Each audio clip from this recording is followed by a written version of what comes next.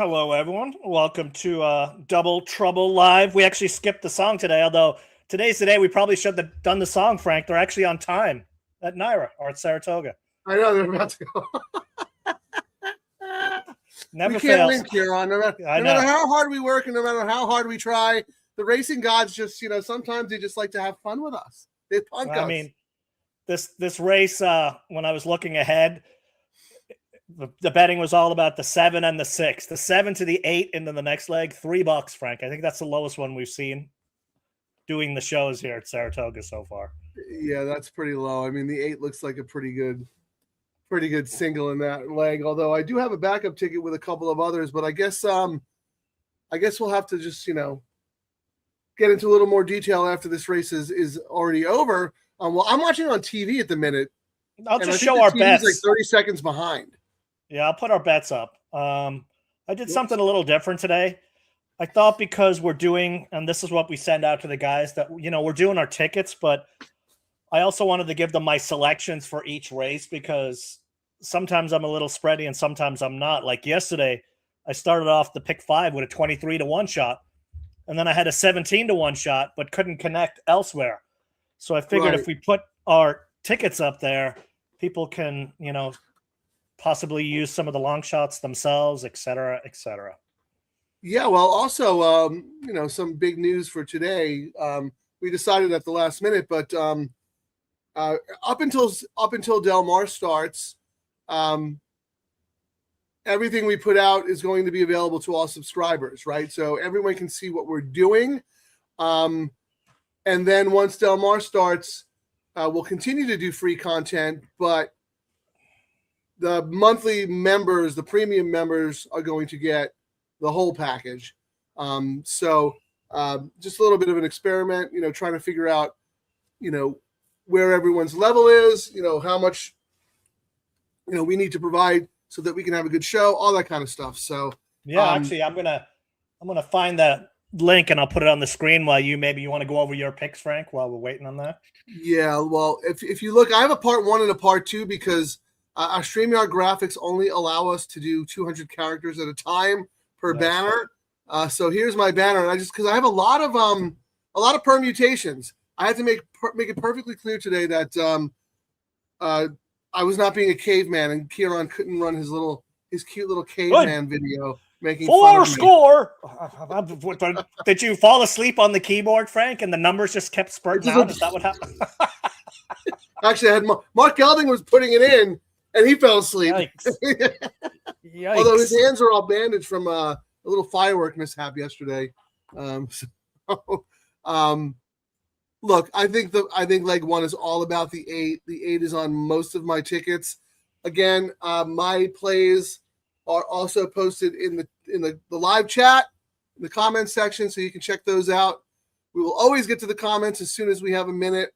But yeah, I'm all about the 8 in this leg. And then I played a bunch of tickets where I singled in other legs too, but my A ticket is singling the 8 here. My A's in the next are the 1 and the 9. So it's a Chad Brown kickoff for me, right? He's got the 8 here. He's got the 1 and the 9 in the next. Then I'm 8-2-7. That's a tricky maiden race. There's a first-time starter in there that interests me, but there's also a dropper who looks pretty tough. And then 1-4-2-10 in the turf sprint, which I thought was just a very, very difficult race. I have 4 A's in that race. I rarely have 4 A's. I have 0 B's, so I need one of those A's to win.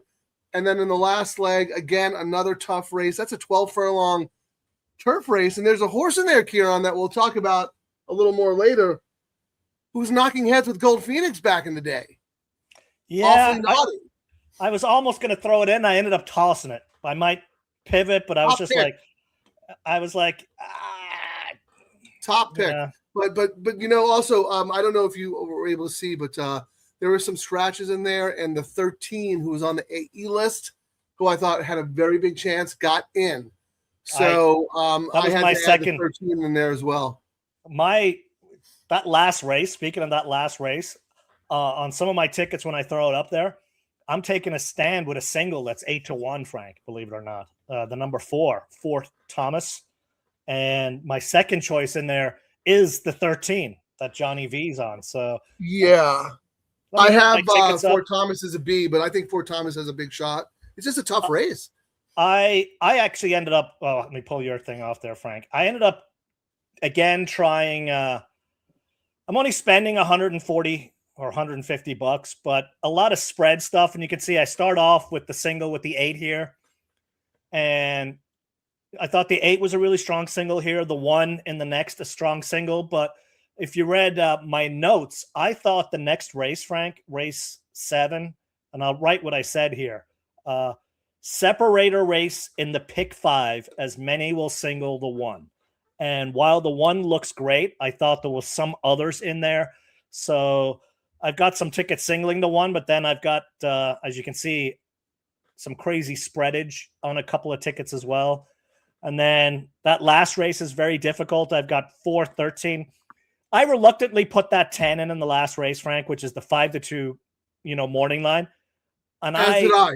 I wasn't really one of my top choices. I didn't have it in any of my tickets. I was like, and then, when I was putting these tickets together at the end and I was putting them in, I was like, man, if I get to this last leg and I do what I did a couple of times at Santa Anita and I tossed a horse that I didn't think should be 5-2 and it blows up my ticket, I'll be mad. But what I said was Lasix for Mott and Alvarado rides. They're 19%. The price seems low. This is the kind of horse that traps you and is a strong toss consideration. But I ended up throwing it on some tickets, but it's not my main, horse when we get to Kieran, to your point, here's how I rank them, right? My A's are 8, 3, 12. I had the 13 on the AE list as a B, but I am going to move that horse up onto one of my A tickets. So I went 8, 3, 12, 13, your 4, 5, 1, 10. 10 was the absolute last one I threw in. Wow. Your top pick, I'm not even using. Awfully naughty. Well, that shows you how much you like Gold Phoenix, because this horse ran against Gold Phoenix. Yeah, but he never even did. You're saying Gold Phoenix would lose this race? Huh? If he was in it? No, he'd destroy them. But I will say the pace scratched out of this. I think the pace scratched out of this race, which changes it up a little. Presider, I thought was going to be, the horse just goes to the front and come catch me and fades every time. I don't know who's going to try and do that, and they may dawdle along. Who knows? I went 4-13. Can you undo our like this? You're blocking my beautiful face. My fans are going, we can't see you. Thank you. 2 of our fans just went and puked. Sorry. We just lost 100 viewers. I went in that race 4-13, space, 1, 2, 1, 12, 10, space, 3-5. Simple as that. And the reason I ended up using and putting the 4 on top was because Jose hopped off a couple of other horses in here, and he's 4-7 for the trainer for a huge ROI. Like, he gets on, he wins on prices for this trainer. Lost by a neck going 1 mile and 3/8. And I put must use won't be this price. I actually think this horse will challenge for favorite, Frank, but we'll see when we get to that spot, Okay. Yeah. But back to that second race, I thought it was a separator race. I mean, I do have the one.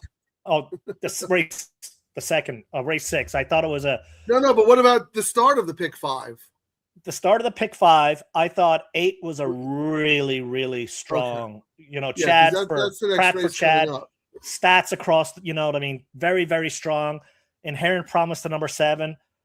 Ships in from Gulfstream. They've not done that great. I really loved the 1, but it's scratched out, as you know. And then I kind of reluctantly threw in. No, you said yesterday Gulfstream, right? Churchill's the one where the winners have been coming from in New York, right? Correct. Yes. Gotcha. That was a good point on the other show, Kieran. Debut horse. Trainer's got good stats, was why I threw it in. And then the number 2, Dynady, second time Lasix, third fastest in here. But my notes were Lasix didn't really do much the last time, but it was enough in this race to kind of throw it in on a couple of tickets. So do you have?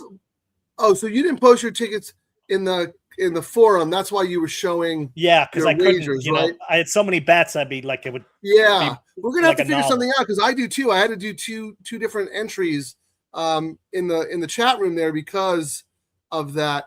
But Well, they can go. 8 is, are you singled on the 8? And then yeah, go to Mark Gelding, right, and just log in. Yeah, here's the go to. You'll see everything. You go here, and then you can click on Frank's Matrix and My Notes, and it'll pop up, and then you can just scroll down, and it has everything on there versus us putting it in for now. Do you have a caveman that we can at least put in here before the kickoff time in case? I did put this here that has the selection stuff. Yeah. Yeah, I put this it way, in the people chat. can put their own together if they don't. I put here are all my by race. We encourage everyone to go to the website and sign in because that is where you're going to see all of our bets and all of Kieran's notes, all my matrix stuff. So I see this is an order of preference. But are you singling here? I am singling on multiple tickets here. Yes. To the 8, right? Yeah, I've got. Okay. I've got. And then the next leg? I've got 1, 2, 3, 4 of my 6 tickets. Frank are singling the 8 to get out of this leg. I'm similar with you there as well. In the second leg, I'm all about the 1 and the 9, but I do have a backup ticket that is uses some B horses. But I thought it was about the 1 and the 9, the 2 Chad Browns, and you have 1, 8, 5, 9. I kind of rotated it. I put the 5 in there when I did it, but I would actually rank it as well, Frank. 1, 8, 9, to be honest. Well, I didn't even use the 8 in the next leg. Jose Mibago. Jose stays here off a win, last out, going longer. The other Cassie, I just thought there was going to be a lot of speed in that race, and that horse might get cooked. I thought, Cassie has another horse in there that's 9-2 for some reason, and this is 12-1. Jose rode the 9-2, and he went here.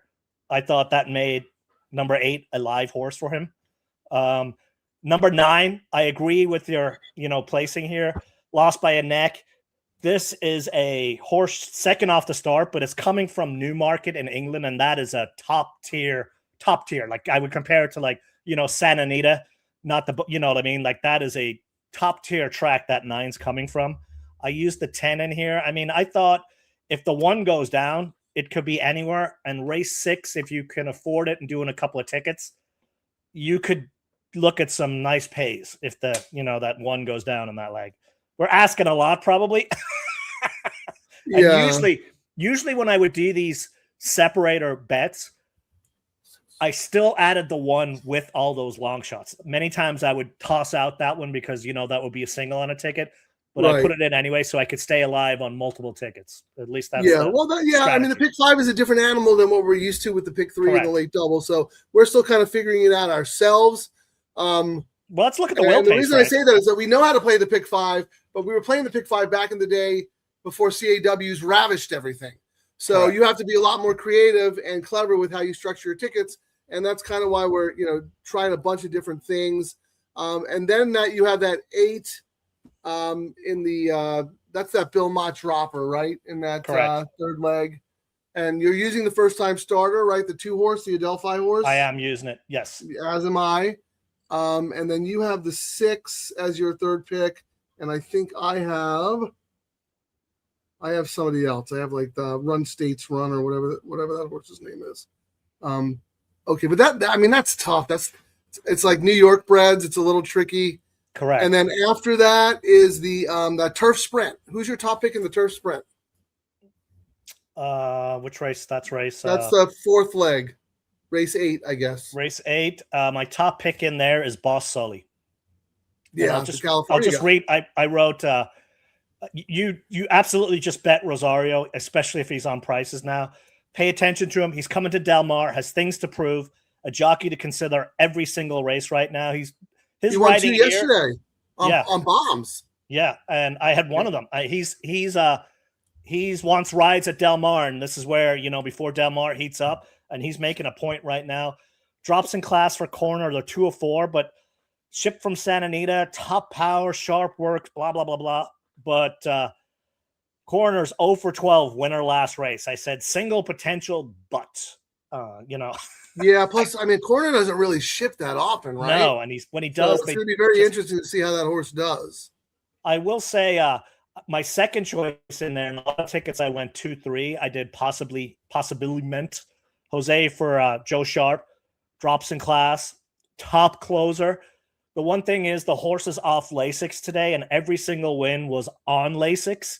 Yeah. And I had a maybe question, but then as I went through and handicapped the rest of the race, Frank, this is another one where Jose jumped off 2 other horses to ride here and ended up being a double upgrade for me. I just like Boss and Rosario a little bit more, but it was a really close choice between making the 3 my top choice in this race. 3. Yeah, I didn't have that horse. That's a very tough race. As we know, those short turf sprints, you get off slowly for a second, you're cooked.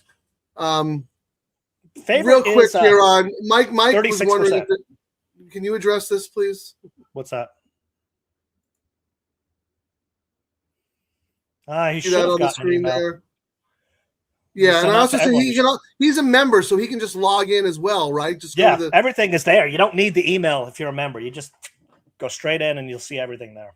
Yeah, that's right. Anyone who's a paid member can go to markgelding.com. Log into the website and you have access to everything. So you don't need an email. You don't need to click on any links. You could wake up in the middle of the night and say, oh my God, I want to the 8 horse tomorrow. I want to see what Kieran's notes are. And you just log right in and just boom, no problem. Anyway, let us know if you have trouble there, Mike. Yeah, it should have went out to everyone. So I'm look and see. I'll look when I put my bets in the contest here. Let's look Mike, at the wheel remember, page, you're Frank. Yahoo, not Gmail. Mike has a couple of different email accounts, so make sure you're in the right email account. The 5 is the second choice on the pick on the double, Frank. This Johnny V horse, and I did not have it on any tickets. Do you? I'm looking now. Race. Talking about this first leg here, race 5? This first leg, yes. I think I have that horse on a backup. So let me see. I have 1 ticket. The 8 is my top choice here. The B, my first B is the 5. Okay. 8, 5, 6, 7, 4. So I do have 1 ticket. My second ticket there, my B ticket starts 5, 6, 7, 4 in this leg, then singling to my A's. But I'm really all about the 8 here. But yeah, the 5 was my second pick. I'm going to spend $8 because I do not have this horse on any tickets. So I'm just going to go 5-8 with 1, with 6-8, with 2-3, with 4-13 for $8. So yeah, so single the 5 here as a backup, but using all your A's going forward. I was going to single the 5, and I was like my other thing, I'm going to do 5-8. So for another $4, I still have the 8. Yeah, you have it again. Yeah. So I mean, if it chalks out with the chalks, we're probably going to want to have it multiple times. If it chalks out with the chalks, as opposed to chalking out with the long shots. Yes, if it's all chalk, it's going to pay. You're going to want to have it multiple times. I think we need Jay in the chat room here, Kieran, telling you to drink. I don't know. Mike checked both. Mike, I don't understand. You're the only person who's having a problem. So maybe Tuesday we can get on the phone and try and figure it out. But if you go to markgelding.com, you are a paid member. So you should be able to log in, and then you have access to everything that's in the website through the dashboard. So you can click on my matrix. You can click on Kieran's notes. You can click on the potential wager section. You even get Mark Gelding's insights. Yep. So sorry about that, but we'll get it figured out. We appreciate you. Okay. Going forward, let's see who's taking it. I wonder what the 8-1 double probable is. $3. $3, Frank. So that's Chad Brown to Chad Brown. What about his 9? He's got the 9 as well. 8 to the 9 is 10, or 8. Yeah, 8 to the 9 is $10. And then what's the third? Who's the third choice in there? Third choice is the 5. The 5. Past the heat. Johnny V again. Oh, yeah. Someone's just betting Johnny V.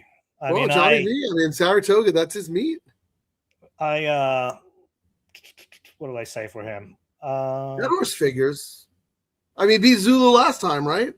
Yeah. Past the hat. Here, won 2 in a row. The last under Johnny V has a chance, so not to be ignored, but unexciting to me. I just found other ones. Unexciting is the best way. Could absolutely win, but it just was not something I was like, yeah, I gotta bet it. I liked more others. If I was trying to beat one, I liked more others. That's Mark Gelding's hunch play. After the end of the day, he passes the hat around, see if anyone's got any loose change. Yeah. Help him get his bus ride home. He does a whip around. Hey, come on, help me out. Well, I got to get a minimum out in my contest here, so I was just looking forward. I was thinking an 8 into my price horses in the next. 8, 9, 10, 11 is what I was thinking. So a double between 8 into the 9 is 11, 10 is 20, 11 is 26. And this is your NYRA contest, correct? The $300 buy-in? Yes. Excellent. So I figured it would be a nice little, we said we do more win bets and whatnot. So this will be kind of something where, and after playing in the other one, today was essentially free. So I reached, because you hit that double to close out the on Friday. I reached out to Jackson Muniz, our good friend from California, who recently moved to New York to take a job with NYRA, and he is doing some of the contest work over there. So I'm going to talk to him this week and just find out more about what they're doing. And, I think it would be a good way to integrate an extra dimension to the show on Saturdays because, our bread and butter are the low takeout bets, the Del Mar $3 all turf, $3 late pick 3 and $5 late double. But on Saturdays, we're going to be going on to the late pick 5 at Saratoga. Yep. And once Kieran's knocked out of the first leg, then what? Then there's no show unless he's playing in a contest. So that was the mindset. That was the mindset. Although he'll reach in his drawer and pull out an old piece of paper and say, "Look, I had written down all in this leg, so I am technically still alive." I was looking into the next. 2 into 1 is 41. 6 into 1 is 36, and 7 into 1 is 27. So I already did a $5 double, Frank. The 8 into my long shots, 8, 9, 10, 11, which is $20. So I'm probably going to do another $5 double. Actually, I don't need to do 5. I'll do a $5 double here with the 2. DTL Crew, if you guys have any opinions, let us know, please. Any pick 5 tickets you want to share? Is it just as simple as the 8 in this leg? 4 to 5. Let me look at the win. While Kieran's doing that, let me look at the win pool. See if it has that Kieran's sneaky metric. No, 41,000 to win, 11,000 to place. Yeah. Not a whole lot yet. I was looking. Anything really jumping out? Not really. I would 8 to 5. I'm trying to see. We're down here. 10 is the 4th choice. And that's my 4th choice. You talking about the next leg? Yeah, the next leg. And I mean, I had Tis Dashin, Castellano, 33%, has the top power rating, but rarely wins and is 0 for 3 at Saratoga. Here's an interesting thing, and this might be a contest bet for me, because yesterday, Frank, if people read the my notes that I sent out yesterday, I started off that the pick 5 with a 23 to 1 shot. And then later in the card, I had a 17 to 1 shot that I said was a fantastic exacta horse. And to use it with underneath with the horses you like, like the favorite on top, and then a small back with that one on top and over. And I paid monster. I can vouch for it. First time in history I ever read Kieran's notes, and he actually did say that. And in this race, I think the same thing about, in the next leg, the number 10, I said, must use in exotics and tries, and therefore somewhere on a long shot ticket. So in that next race, I'm probably going to do a 10 over the 1 or, and so that's probably going to be my bet in the next race. Yeah. I'm all about the 1 and the 9 with more of a push to the 1, but my B's are 6, 10, 11, 5, 4. So I have the 10 as kind of my fourth horse in that race on a very, very spread ticket. But that horse has a shot. Because look, if it isn't the 1, it's anyone, right? Oh yeah, absolutely. And Pass the Hat just beat the one, and Tiz Dashing. I don't think Tiz Dashing is as good as the one because the horse has been beaten many, many times. But you never know what's going to happen. What if the one doesn't fire? Yeah, you never know what's going to happen. You might go, yeah, it rained last night. I don't like how the ground feels. Screw you. I'll wait for next time. Yeah, well, I mean, it's Barkley Tag. I mean, he's one of my favorite trainers from back east. Gosh, I can't imagine how old he is right now because he was old when I was living back there. But that dude is just an unbelievable horse trainer.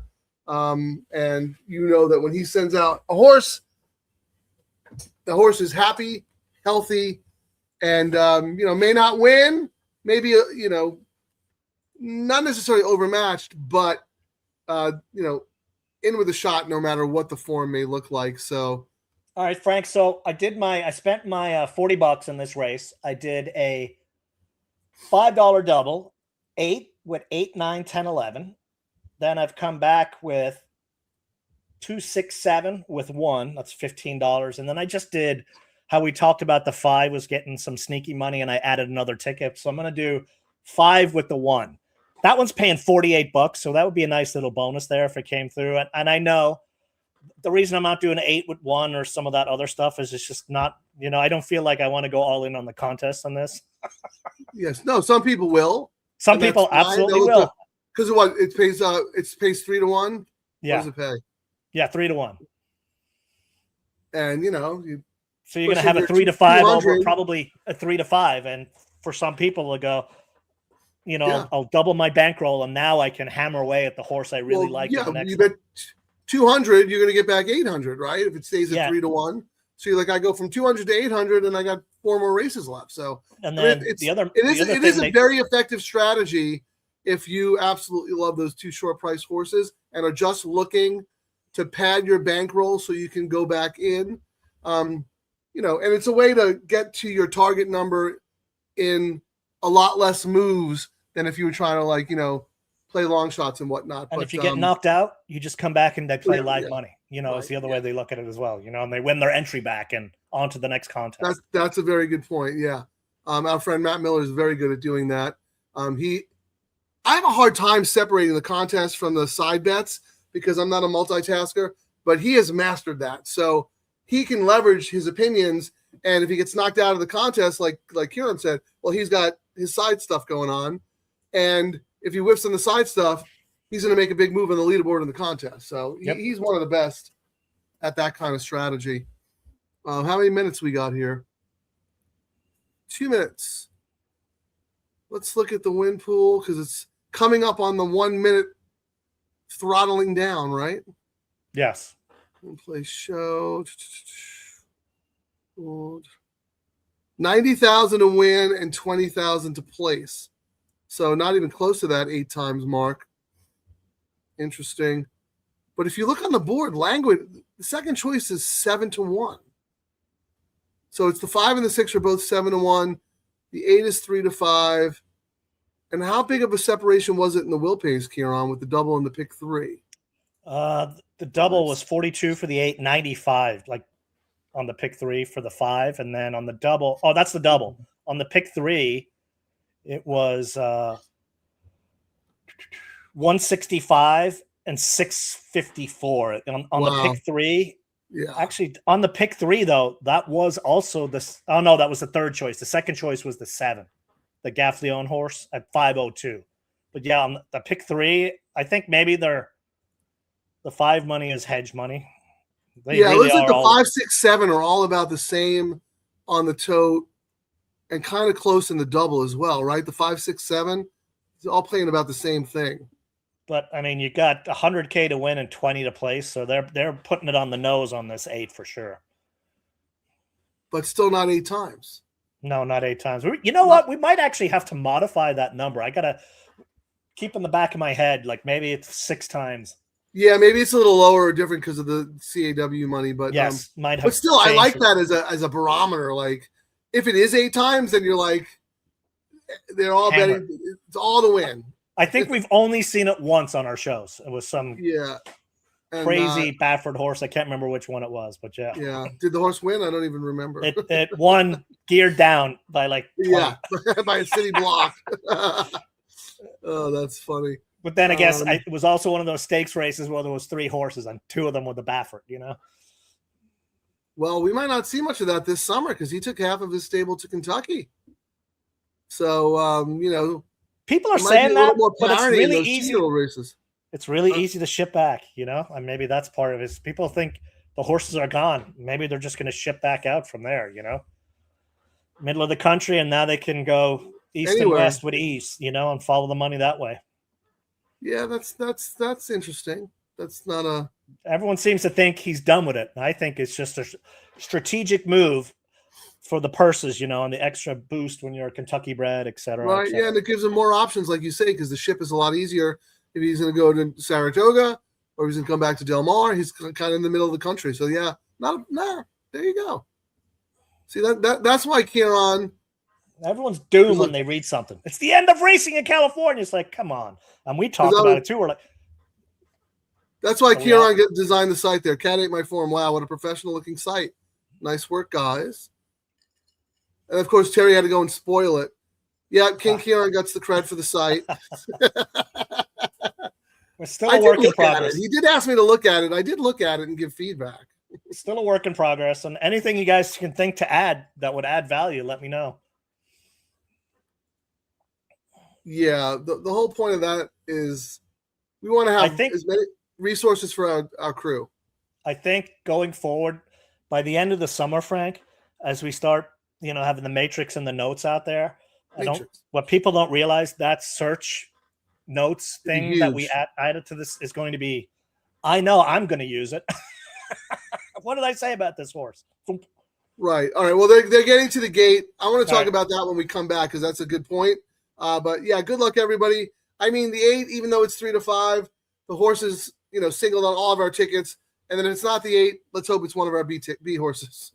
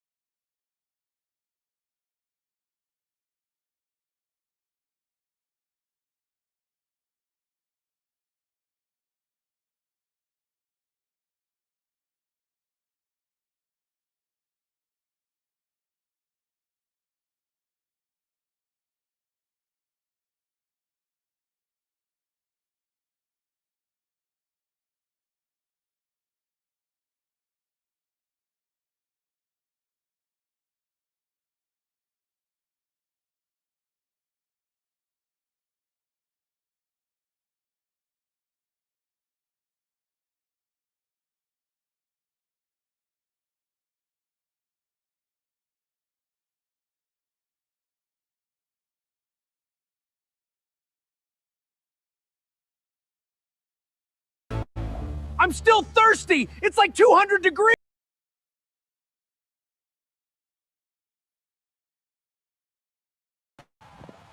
Blesh! Tastes like rotten eggs. It's an acquired taste, kind of like your Double Trouble live show.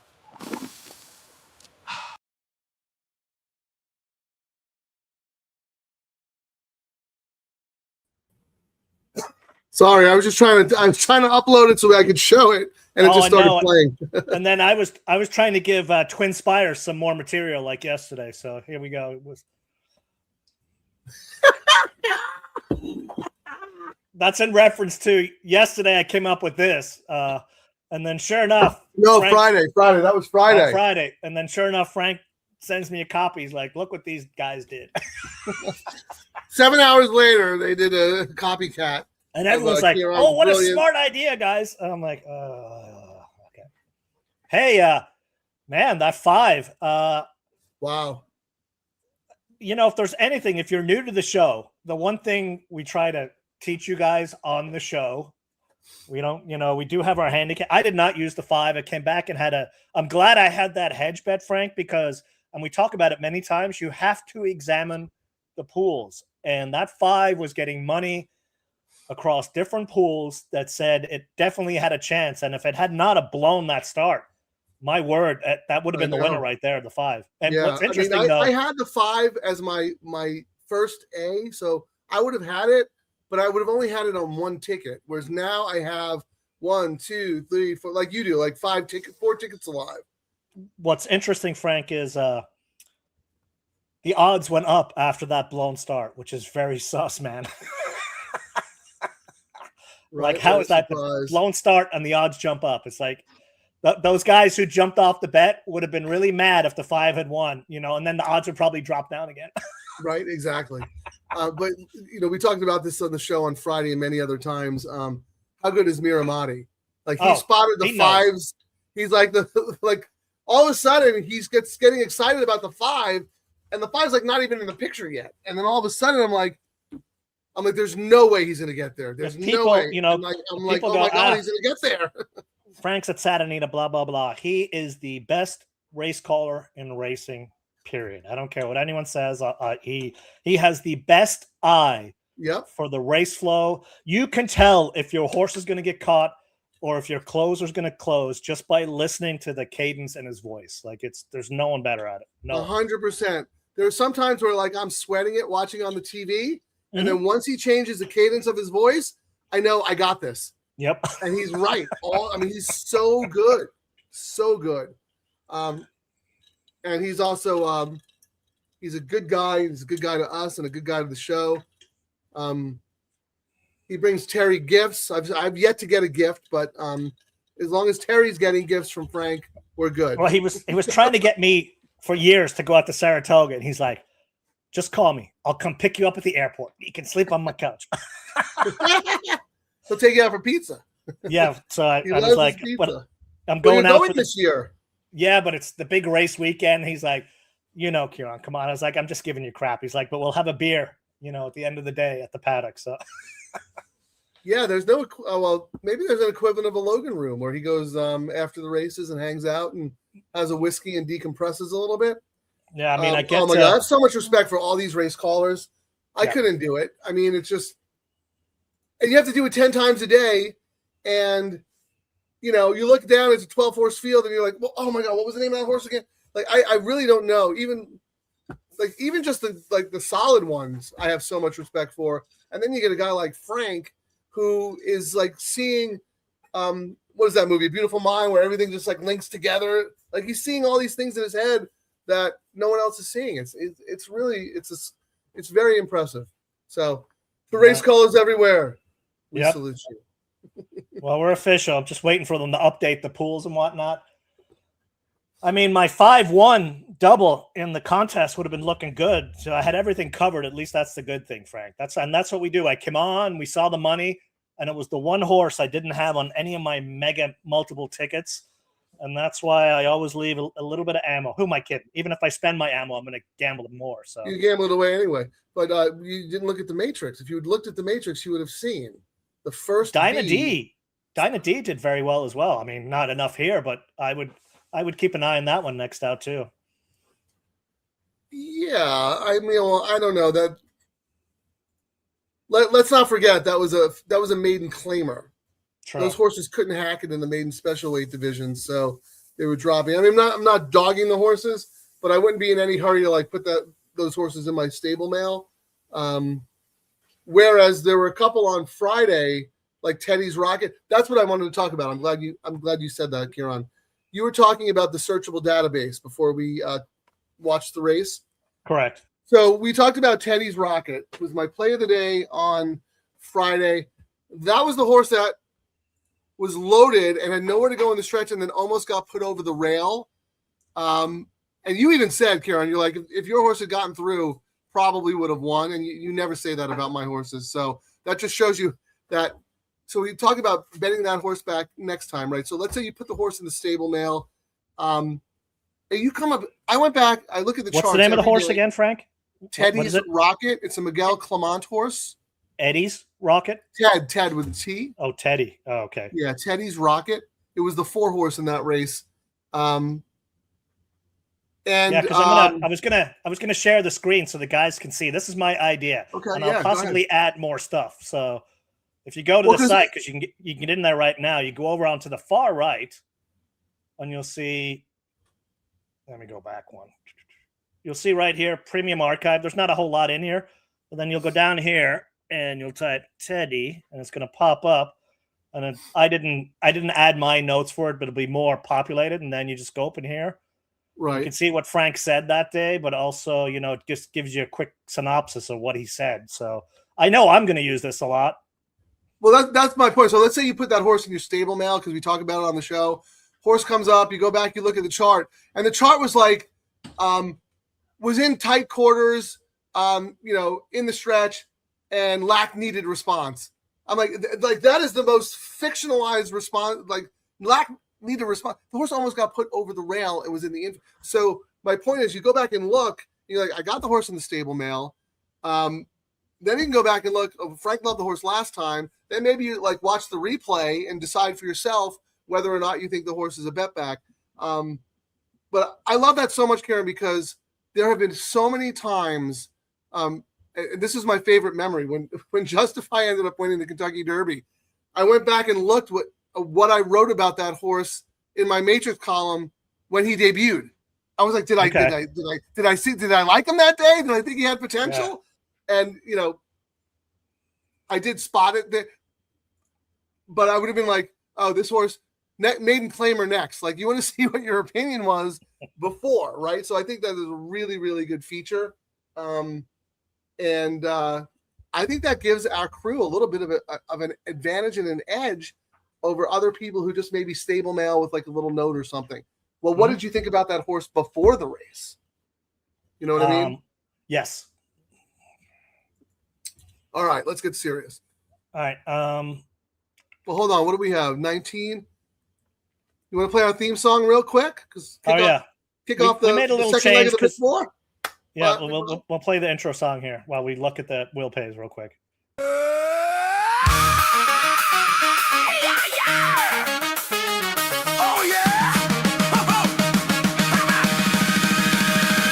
Mic check, 1, 2, troubles in the room. We hit record and the vibes go boom. One says deep thoughts, the other says no. Now we're arguing if cats can and low. We spill the tea, we spill the wine. Have the stories, it goes in half a mind. We laugh, we cry, we overshare too long. Podcast every now, just double the crutch. Double Trouble Live, with twice the mess. Double Trouble Live, no stress.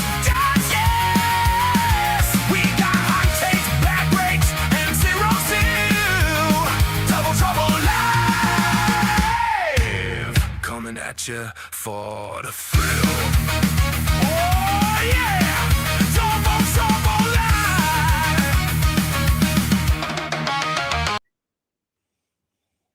Never gets old, man. I was just looking at DJ Cialis, ladies and gentlemen. I was just looking at the will pays, Frank, to see if we could find a sneaky horse in here, and obviously the one on the pick 3 is paying $188. The second choice is the 9 Cosmic Year, the other Chad Brown that you talked about at Yes. 285. Then we've what got was that your note? 6. Oh, go ahead. 6 No, go through the Cruise numbers first. Go ahead. 6 Sorry. Cruise the number. But then number 8, Mi Baggio, the Ortiz horse that I really liked, 381. And then when I was looking at the pick 5, it's $1,100 into the favorite here. The second choice, Frank, on the pick 5 is the Jose horse, Mi Bago, at 2,300. And then the Really? 6. Second choice in the pick 5? Second choice in the pick 5. So that is our sneaky money horse right there, is the 8 in this race, Mi Bago. Probably Wow. butchering the name like I butcher all names. No, I think it's Mi Bago. I'm trying to think. I thought there was a lot of speed. Was the scratch horse speed? Yeah, so maybe the scratch of the 2, who is definitely going to be on the lead, that helps Mi Bago out a little bit. I still think it's going to be a fast enough pace to set it up for someone from off.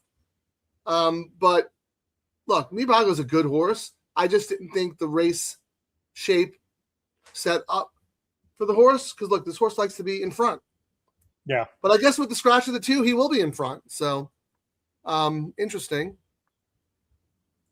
Anyone else sneaky? Well, Nothing. I was gonna Everything ask you, else. Karen, what did you have on the 9? Cosmic Year, Franco for Chad, lost by a neck, last out longer. Up in class, second power rating, second start off the layoff, shipping from Newmarket, England, like Santa Anita, top closer. So, And what do you have on Mi Bago? Mi Bago, Jose stays here off a win last out, going longer. The other Cassie, if Jose is here and not on the 9-2, My Boy Prince, this one is live and use. Yeah, and dude, you're so right. 12-1 morning line, second choice in the pick 5. This And horse we know will that's not, sophisticated money in the pick 5.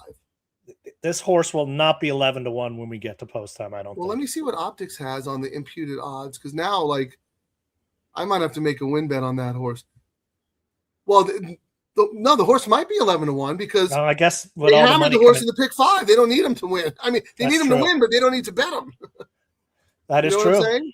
Yeah, In fact, they don't want to bet the horse because they don't want to tip people off on him. Like, That if that could horse also be starts the taking case as heavy well, money, yeah. other people are gonna be like, "Oh man, maybe I should bet this horse." They don't want to bet that horse in the win pool because they got the horse 6 ways to Sunday in the pick 5. Like, was how is looking that at- horse second choice in the pick 5? yeah. That's I was looking at the crazy exact. sneaky. I was also looking at the exact to see if we could see something sneaking out. The exact, the favorite probable is 1-9, Frank, at $16. The second choice is 1-5 at 19. Then the third choice is 1-3, My Boy Prince. Not really a shocker. So they're not betting the 8 in the exacta. Not yet, anyway. I mean, there's It's all in the pick 5. all in the pick How 5. crazy yeah. is that? Well, no, And it's going- taking money in the other pools too, but like, it's significant in the pick 5 that it's the second choice off a 12-1 morning line. That's a I was really looking good, forward. really good find right there. In the next leg, the 1 to the 8, who's going to be the choice, is paying $13. The second choice is the 9 to the 8, Frank, at 24. So you're getting, I guess it's 6-1. It's not really. Third choice is 5 to the 8 at 26. Then, yeah, going forward, it's not. I guess we'll have, how many minutes do we have? We still have 13 minutes. Might be a good exercise when we're like 5 minutes away, Frank, to see if they Go back, sure. are hedging this, this horse out into the next leg. But well, look, this is very interesting, and I want to talk about it for a second, right? We know that in the bets that we do on the West Coast, the low takeout, pick 3 and double, we know that the smart money is usually leveraged in the pick 3. Because if it shows up in the double, people are going to be able to see it in the probables, right? We're just starting to play Saratoga. And it is very evident to me, based on this one exercise, Kieran Sneaky Horse, the 8. Nothing significant in the double. Nothing significant in the pick 3. And then if you look at the pick 4 and the pick 5, where they could really deeply bury the money, that horse is second choice off a 12-1 morning line. In the double and pick 3, he's like 4th or 5th based on the 12-1. In the pick 4 and pick 5, that horse is second choice. That is crazy to me. And it's not, I mean, it's 280 for the on the pick 4, 280 for the 1, 468 for this 8. So, and that's both of the, and then like we said on the pick 5. Right, but look at the 9. 1100. The 9 is, look at the horses that are shorter. Yeah. Like who's the second choice on the morning line here? Let me look real quick. Second choice is the 2. 3. My Boy Prince. Okay, so what is the pick 4 pay to the 3? The will pay.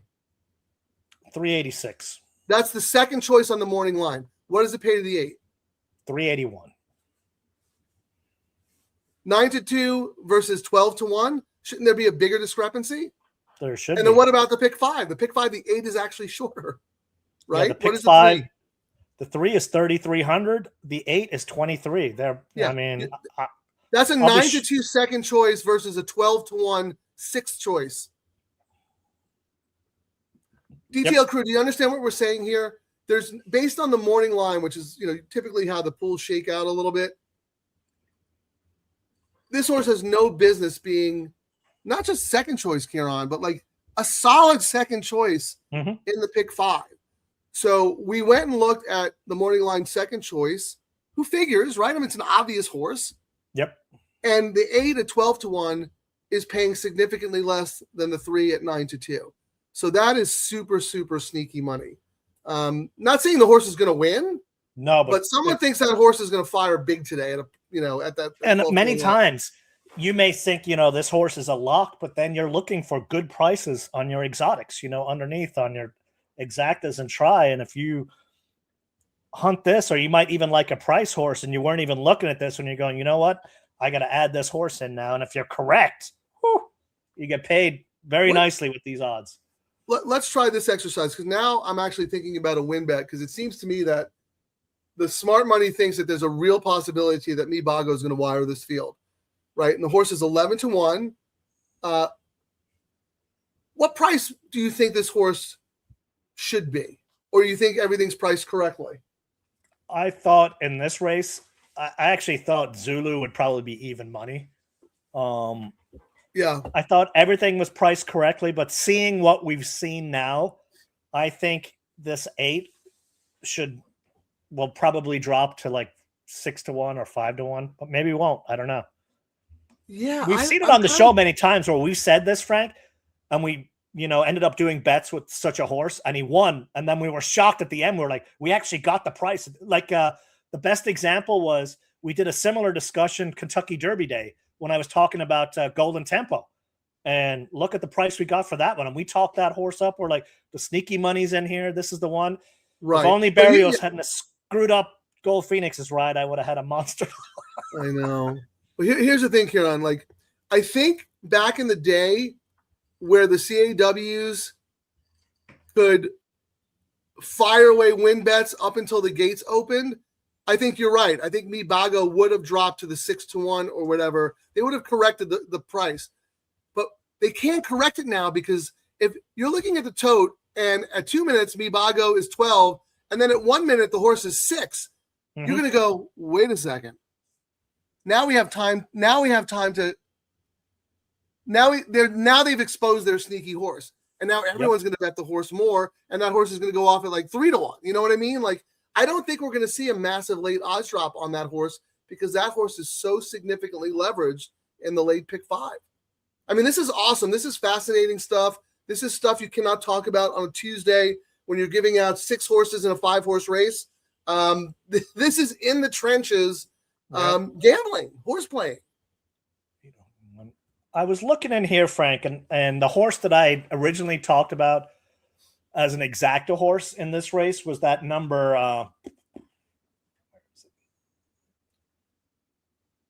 Anyone else have 10. an opinion on Mibago or anything in this race while Kieran undoes his little brain fog?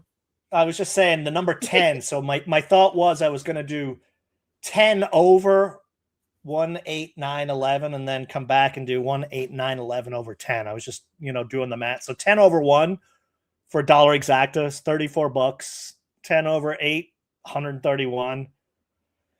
10 over 9, $39. 10 over 11, 76. And then came back and did, then one over those horses. I'm trying to do the math in my head to see which one I need to discount or toss and play more. Right. Or if I want to just do a win bet on Mibago, or if I want to do a double Mibago into the next leg, because I had two horses in the next leg. Are you talking about for your tournament? Yes. I mean, I think you could do both. I would imagine the probables going forward are pretty good. We said we would check at 5, but there's 7. Why don't you check and see what's going on in the next leg? But while you're doing that, let me just read Jay's comment real quick. Race 6. 6 is worth 5-2 here. 9 had traffic in last. That cost him a couple of lengths. Yeah, I mean, I really like the 9 as well as the 1, but who is the 6? Oh, the Gray Emotion. Yeah, that horse figures as well. That horse is my number 1B. Kieran, you have anything on the 6? Cruise the Nile. Motion horse. Jockey's winning 31% for a big ROI from 75 races. Won 4 in a row before running third last out. Is slower than the other picks in here, but stats are hard to ignore. Use somewhere. Okay, and what do you have on the 3 My Boy Prince? Because I'm with Jay. I didn't think this horse is 0 for 6 in a mile. This horse is a sprinter. I thought this horse would add to the pace of the race. 3 My Boy Prince, Kieran? Davis for Cassie, first time routing since last fall. Jose rode the last 3 and leaves for Mibago. The other Cassie. This is a toss for me. I mean, he rode the horse the last 3 times and goes to the other Cassie at 12-1. Wink, wink. Yeah, very interesting. Okay, go back to your tournament. I'm sorry, I didn't mean to distract you there. So first, let's look at the big favorite here, the 1 going forward to, the next leg. I would imagine the 8 is a heavy favorite. $12 though, not as heavy as you would think. 1 to the 8 is 12. 1 to the 3 is 17. 1 to the 6 is 22. In the next leg, Frank, I ended up going 8-6, but it was really close between which one I was going to put on top. Like I wrote this for the number 6 in the next race, Garden of Grace. Claimed for $50K last out, protected today. Jockey and trainer hit on prices. Tied with the favorite for the top power rating. Second best closer. Now the trainer's 0 for 5 maiden claimers to maiden, and it carries the top weight, which is why I ended up, I think they're 4 pounds over because she's 4, the others are 3. Yeah, the high weight is why it's not my top choice, but the price is right. Although I think it'll be unlikely, and I think the 6 will be 3-1. But I don't have the 6 for a penny. I hate that horse. Okay, absolutely hate the horse. 82735. Is the firster the Adelphi firster taking any money? Because I thought that horse looked pretty good. Which one's that? The 2. Oh, 2 in the next. Oh, Luck Be Our Lady. Luck Be Our Lady. That's Mark Gelding's pick in the next race. Is it? It's on his website. Yeah, that's the horse he picked. He needs some luck, so he said, "Luck Be Our Lady." He realizes that he can't get lucky with a woman, right? He knows that, right?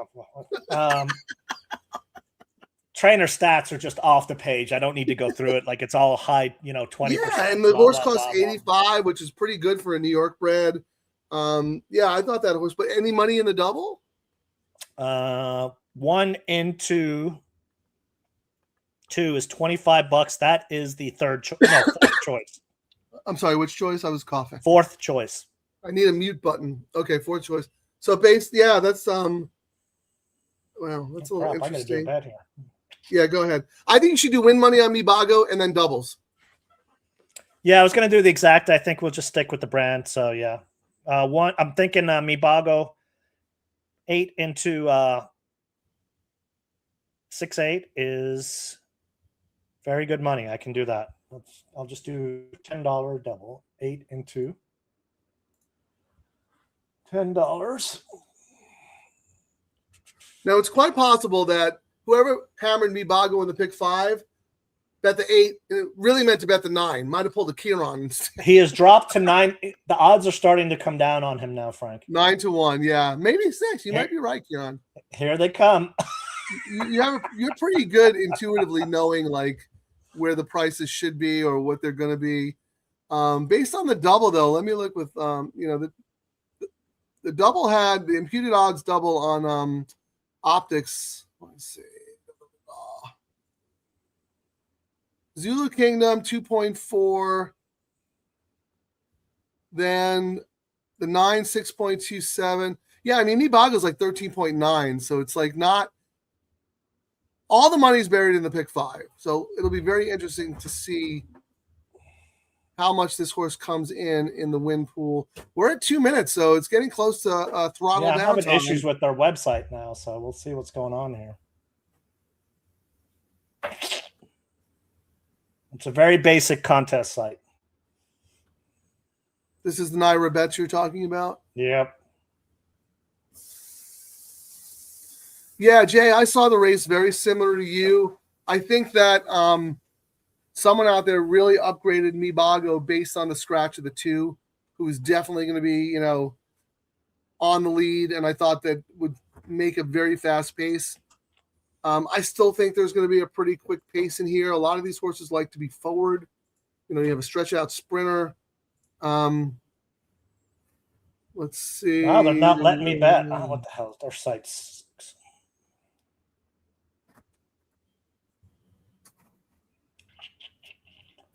maybe let's close out and log back in. I did multiple times, and it's not letting. Sees my contest entry. It's not letting me log in though. Contest entry number 1. Play now. Log in. Yeah, Jay. The four is a sneaky horse for me. I think that horse will be running on late, and like you said, anytime it's a hot pace, the 4 is in the money. I had a very similar thought as you. You got like 1 minute here on, but they like to dilly dally anyway. So see what you can do. They better, because I can't get in to bet, and I'm going to lose my. I might be already done. It's shutting you out? What is it doing? I know I'm in the contest because I was on the leaderboard, but then it's not letting me bet, and it keeps going round and round in circles. It shows my contest entry. I click on play now. You need to upgrade your internet, man. Yeah, I could. Yeah, it's really slow. All right, here we For go. those who don't know, that's an inside joke. Because the first 3 months of the show, I was running StreamYard on a slow internet. And Kieran kept telling me, upgrade. It's not me. It's not. We had this whole back and forth about it. I have like the space. I could launch spaceships with all my backup internets out here. Just over the years, losing internet and whatnot, Yeah. I had Mark Gelding install my internet, so I got a deal. Charlie, welcome. Hi, Frank, Kieran, DTL Crew. Hope everyone's having a profitable and great weekend. Yes, as Frank says, let's make some money. Charlie, very good eye, physicality, workouts, everything. Does not like the way the 1 looks. Ooh, there we go. That's good for people who. And look, the 1's 2-1. The 1's not getting bet as one would expect a Chad Brown horse to be bet. No, Charlie, who do you like? Wow, that's really interesting. Jay says that the price is 3,469. Unfortunately, Kieran is trying to get his contest bet in on Naira Bets, and he's having problems. Yeah. This is the way. It happens. Well, let's see. You made 1 minimum already? I have to do because I don't bet any other contests. I do all my contest betting live on the show so you guys can see it. And I'm not like some other shows. No, but I'm saying you've already did 1 minimum. I did 1 minimum, but I got to do 5, and there's only 5 races left. Oh. All right, so if my bets are correct, I ended up doing. Hang on here. Oh, they're still at the gate. All right, let's see what my bets are. My account transactions. I did a $1 exacta, 1 with 8, 9, 10, 11. Then I did a $2 exacta, 8 with 1, 9, 10, and then a $10 win on this 8 here. All right. Well, they're loading now. So good luck, everybody. All right. I need the 1, the 9, and then I have backup tickets, but the 1 or the 9, probably the 9 would be best for me. Put Mark Gelding back up there. There we go.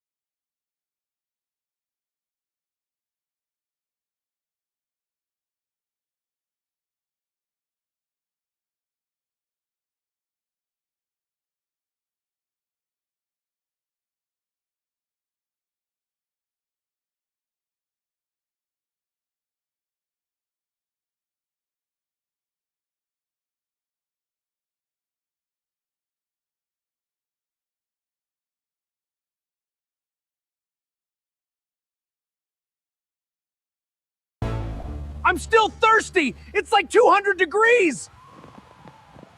Blesh! Tastes like rotten eggs. It's an acquired taste, kind of like your Double Trouble live show.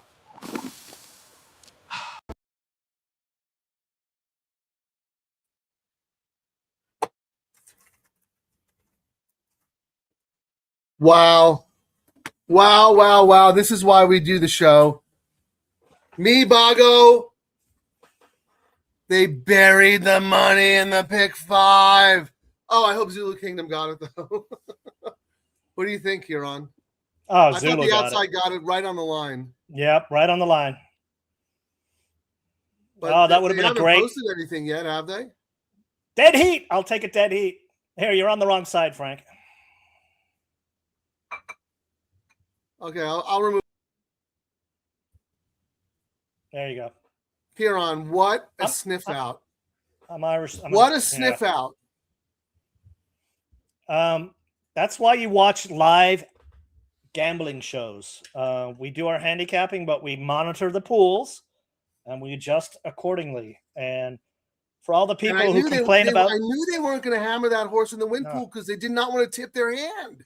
this is what we do. This is what we do at Del Mar. It's what we did at Santa Anita. We hunt for signals in the pools and wait a month into now when we really get with Saratoga down, huh, Frank? Because I think, like you said earlier, we use the pick 3 in California with the high minimums is where we find the sneaky money. The pick 5 is definitely where they hide here, which is great news for us, you know? I'm not saying this to like be arrogant or to brag or whatever, but Kira, I'm going to tell you right now, that might go down as my favorite analysis that we've ever done on the show. There's no fourth choice in the double, fourth choice in the pick 3, fourth choice in the pick 4, second choice in the pick 5. Why? Make it make sense. Yeah. 12-1 morning line, 9-1 at the off, second choice to the Zulu Kingdom, who should have won easy. Me Bago ran his eyeballs out. Did they post the photo? They're showing the one on TV, but I don't see anything. I mean, maybe it is a dead heat. So what did you end up doing there, Kieran? I know you said before we went off that I was, I went 8 with 6-8. Then I did the win bet with 8, and then I have an exact at 8 over 192 and then 1 over. I mean, it's crap. I'm already DQ'd from the contest anyway, Frank, because my first bet that I did on this site didn't go in. Went out of my live money account, even though I was on their contest page. So I could give them some tips on what they can improve. I was a beta tester for Churchill for a few years on their contest thing. So maybe they need some help on that. Was horrible, even navigating it. This might be a dead heat, Kieran. They got the 8 still. The 1 and the 8 are circling. This might be a dead heat. I would actually hope it's a dead heat because you're 8. 8, don't be late. That's our craps joke. I was trying to see because I have it on dead heat would keep every ticket alive, I think. It would screw. Oh yeah, dead heat. I only have the 1. I didn't use the 8 for a penny. I ended up betting the 8 to win. You have the 1, so every single one of my tickets would be alive if it's a dead heat. I'll take it.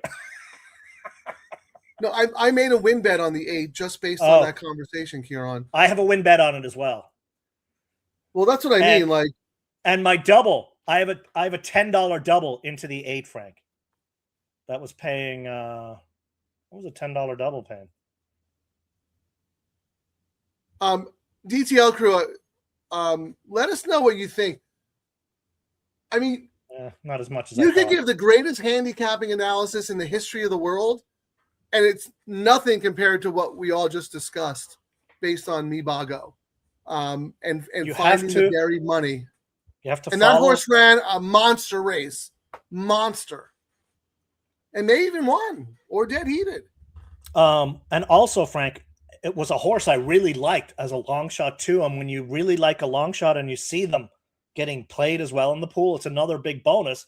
And just like the first leg, I didn't like the 5, but the money said I had to have the 5, and the 5 almost won if I hadn't Almost blown the won, start. right? If not for a bad start, the 5 probably would have won. No, but here's the thing, Kieran. Like, this was next level because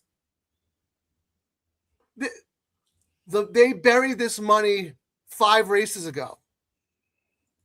This money was buried 5 races ago. You could not have sniffed this out. Yep. Unless you're doing what we're doing. Or if you have a computer program maybe that looks for inefficiencies. The double dropped quite a bit. The double is only paying 21. Oh, no. Guess which horse they hammered on the doubles at the end, Frank? They hammered the 9 and they hammered the 5. Yeah, I'm not surprised about the 9, but the 9 was off slowly. Never had a chance. And then past the hat, that was Mark Gelding's horse. He moves the pools, you know. Yes, he does. They're showing this so much. Like, what is wrong with horse racing where this is not it's either a dead heat or the 1-8, and there's only 3 outcomes. How do soccer, they instantly know that someone's offside, although the soccer technology is dead. But I mean, this is insane. It's either a dead heat or the 1-8 or the 3 outcomes. You're telling me you can't figure out what the outcome is with 2 horses with technology? Oh, Frank, you probably didn't hear. Side note, the U.S. Bulligan, his red car was suspended. I did hear. I saw that. They gave him the Ronaldo thing, but his red card is suspended, not gone away. So I think if you get another red card, you're out for the entire cup. So it's kind of BS what they did. They should have negated the whole thing. So if he gets a red card again, he won't play again. Yeah, it's all. I mean, it's all crazy to me. I don't know. Man, this is taking a long time. Seriously, what is wrong with our industry that we cannot decide? In Australia, 10 minds ago. You know why? The stewards are calling up their brothers and did you have that one on a ticket? Okay. You know, the CAWs are going, it has to be.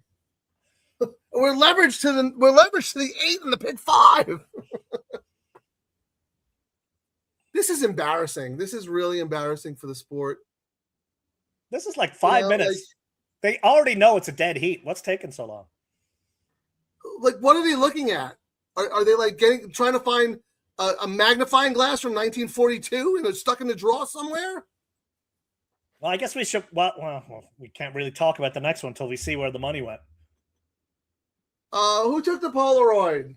The Polaroid they're going like this with the Polaroid, trying to get it to develop faster. It's comical. And they're not even. They just did it. They gave the 1. Really, after that long, the 1 gets it? Come on.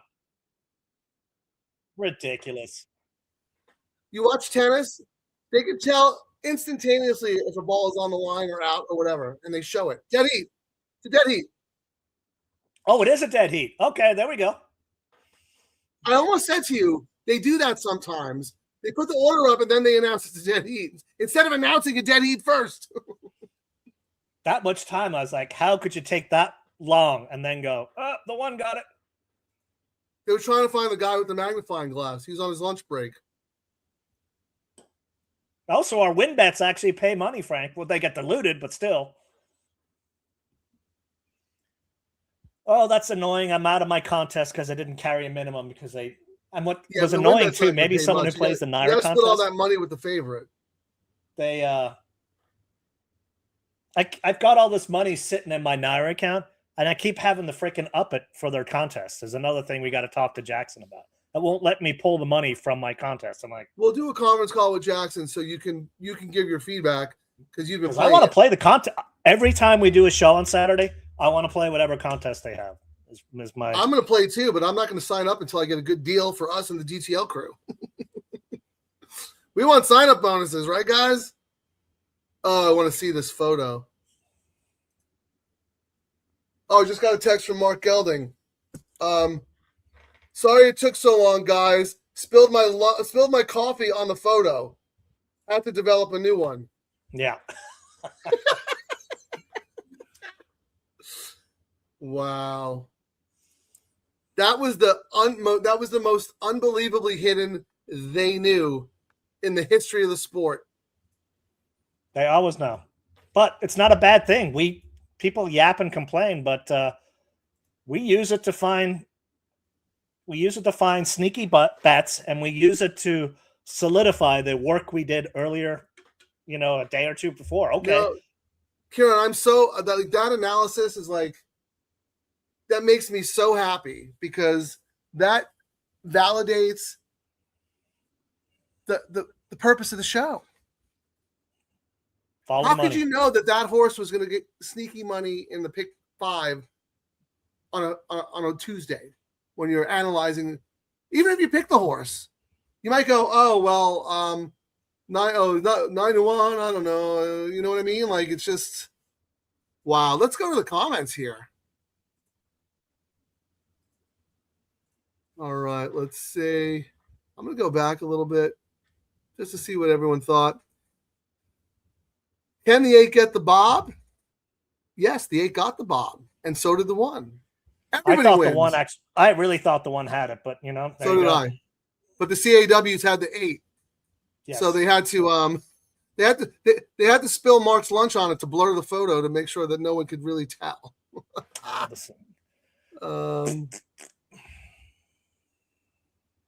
I don't think we were on mute, Jay. I think you're just imagining that so you could drink. You don't have to play DTL bingo to drink. You're allowed to just drink independently as well. It's just more fun when we're playing the bingo. We love you, Jay. Man. You got to come to Del Mar and hang out, man. You're a lot of fun. We appreciate you. Let's see, Kat. Welcome, Kat. That Mibago capping deserves it. Yeah, we have to go back and we'll make a short clip on that because I mean, that's like the poster child of the Double Trouble Live crew and what we're doing and what the analysis is. They're checking tickets like the last race yesterday. Yeah. I don't know if you saw that, Kieran, but there was some really, really controversial DQ I didn't know about it till later because I saw the race and I went, because I had a double going in. And I saw the race too, and I saw that the long shot won, and then I shut it off. That's what I did too. And then later, everyone's talking about how it was a DQ. I'm like, what? And then I went back and watched it, not knowing who was who. And I'm going, I don't see anyone fouling anyone. I don't know what happened. So I'll look into that a little more. But yeah, dead heat. Mike Whalen, dead heat. Because it was a dead heat, it's going to take forever for the will pays and all that nonsense to heat up. Or I mean, we're going to not get any info for like till 2 minutes before with all the diluted pools and nonsense. Who did you have in this one, Frank? Let me go through the comments, Kieran. The DTL crew. Okay. LD in the house. Flavian thought he had won, but agreed. Dead heat most likely. What a race.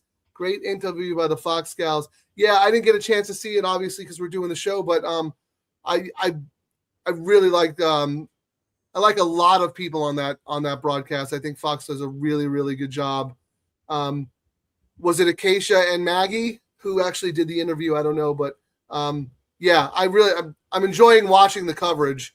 I never used to because we're doing California and whatnot, but that show is going to be a big part of our summer. So thanks, LD. Hey, do you have any action coming up with Adelphi? I know you have some horses with them, and they have 2 horses in the last 3 races. So let us know. So Host said poster child, drink. Okay, go ahead, Kieran. So guess who the favorite is? And it was the one I said was going to be my possible top pick in here. The 6? The 6. This is the one I said the high weight, and I thought the 6-1 was crazy, and I thought the horse would be 3-1. And what are we sitting at? 2-1. Well, let's see. It's official, so we can look at the will pays. They haven't updated the will pays yet, at least on mine. They are. All right, here we go. Double right now, Frank. Yeah, go ahead. Oh, geez. We got 900. All the split nonsense. The double right now. Oh, that's right. It's going to be funky. Yeah. Hey, that horse paid $840 to win. Oh my God, $880 to place. It paid more to place. So did Zulu Kingdom. They both played more to place. Yep. When does that happen? Oh, look at the double. $2.48 and $8.97. That got destroyed. The double to you're looking at the will pay. Yeah. So with which horse? The will I pay have for the $55 to the one for $2. No, I'm saying like in the last race, the double paid $2.48 for the one and $8.97. So they just got destroyed. And in race 6, the results you got diluted. Oh, the big time. previous race. Okay, gotcha. In this race right now, the 6 is paying. Am I right in saying it's paying $55 straight up for the double? Which I one have is the correct? The other I one's have the $33.98 for 2. I've got. But that's I've with got, the 1. With the 8, it's paying $110 for 2. Well, I've got 2 numbers for every horse. I've got $55 and $16.99. So I'm assuming the higher one is the legit one and the lower one is the consolation. I don't know. You're looking at the will pays? Yeah, I'm looking at on the pick. There's on no the double, consolation. I'm looking at least on TVG they show 1-8 with 6-6. Let's look at the 8. The 1-8 to the 8 will pay. What do you have? I've got $12.75 and $5.88. Okay. I've got 2 numbers for every horse, is what I'm saying. Correct. So what is the 1-8 will pay? The one from the last leg to the 8 in this leg. What is the 8 paying? I'm assuming it's going to be the higher one. So 1 to the 8 is paying. No, you 12. don't have a number? I've got 2 numbers for every horse, Frank. Right, but which is which? I'm assuming the lower price one is the Zulu. No, you don't have to assume. It should say. Yeah, it doesn't. I have here. Let me tell you what ExpressBet has. This is a $2 double. If you had the winner, if you had the 1 in the last race, and if the 8 wins this race for $2, you're getting back $11.76. Okay. If you had the 8 in the last race, and the 8 wins this race, you're getting $25.50 for $2. So the 8 is going to be the higher number because that was the longer price horse. But I think it's very strange that TVG doesn't specifically mention that, like tell you what's what. Yeah, Very weird. this is what they show. I'm going to put it up. Let me delete something out of here. Well, let's use mine because mine is very clear. Your 6. So yeah, this is what. Well, go ahead. This is what I'm looking at here. It's got 2 numbers for each. So I'm assuming the lower one is going to be the 1 each time.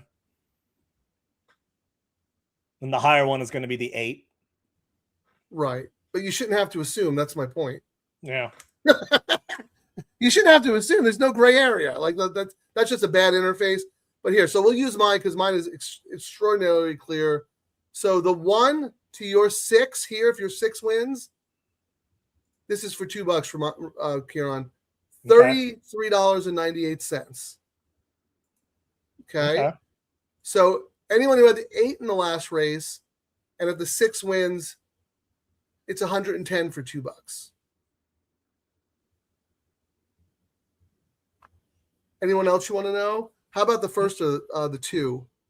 So the 2 is $33 and $105. Oh man, how about the pick 3? Wow, I got 2 pick 3 payouts. Yeah, this is going to dilute everything. But I mean, I'm alive in all my tickets, but I mean, at least it's diluted. But I have them kind of multiple times. You know what I mean? Do you have? So you have. I don't have the 8 on any of my pick 5 tickets. I have the 1. So I'm alive. Are you alive with your 8 as well? Did you use the 8 in the pick 5 as well? I'm alive in all 6 tickets. So that was what, race 7? Yeah. No, that was race 6, Frank. Race 6. 1-8. Those are your top 2 horses. Yep. Okay. So all 6 tickets are good to go. 8-1. Yeah. Well, that's good for you. That's great for you because you'll get the full value because you have both horses. And then I've got, some spread tickets, and I'm all about the 8-6 in here, which is, good as well. But yeah, all the spready. But now we talked about it earlier. I didn't know there'd be a dead heat, but I felt this was a time when I did my multiple tickets. You needed multiple tickets to get paid today, perhaps. But with a chance to make, if you guys are new to our show, yeah, you're going to look and go, you clowns, you got 6 tickets. You're going to lose like 5 of the 6. But as we've learned doing our low takeout bets, and you'll see it when we get to Del Mar, we don't expect to win every bet, and we can't really do it here at Saratoga because they don't have the bets we need, but we kind of we use other bets to hedge and press and change, and you only have to win even 1 out of 5, but if it's the one ticket with all the price horses on it, you dominate. And if it's the chalk ticket, you'll make more money with a chance to have made big money. And the whole point is, other shows talk about, I got 10,000 views today. When we talk about our show, we go, the handle was up. Kind of a difference. We get to churn. We're trying to. I know, that's keep amazing to me that people are out there trying, like, getting paid by the industry to promote the product, and all they do is promote their views. Like, priorities, man. It's so weird. Views do not equal handle, and we've had this conversation with tracks as well. But I don't know. It's a. Well, we're getting there. We're getting there. Look, I love you know the other thing, Kieran, is like I'm just so glad that we're going to be doing Saratoga because, you know, we are such a strong presence out here in SoCal, and the fact that our brand is now heading east with support from East Coast peeps is extremely significant. So, and they go hand in hand. The weather's not going to be great, as we know at Saratoga. You come out to Del Mar when the weather's great, back and forth. So we're going to be doing a dedicated show. We're going to be doing a dedicated show every Saturday during the summer at Saratoga. And actually, I think this week we're going to be Thursdays, Wednesdays, Fridays, Monday, Tuesday.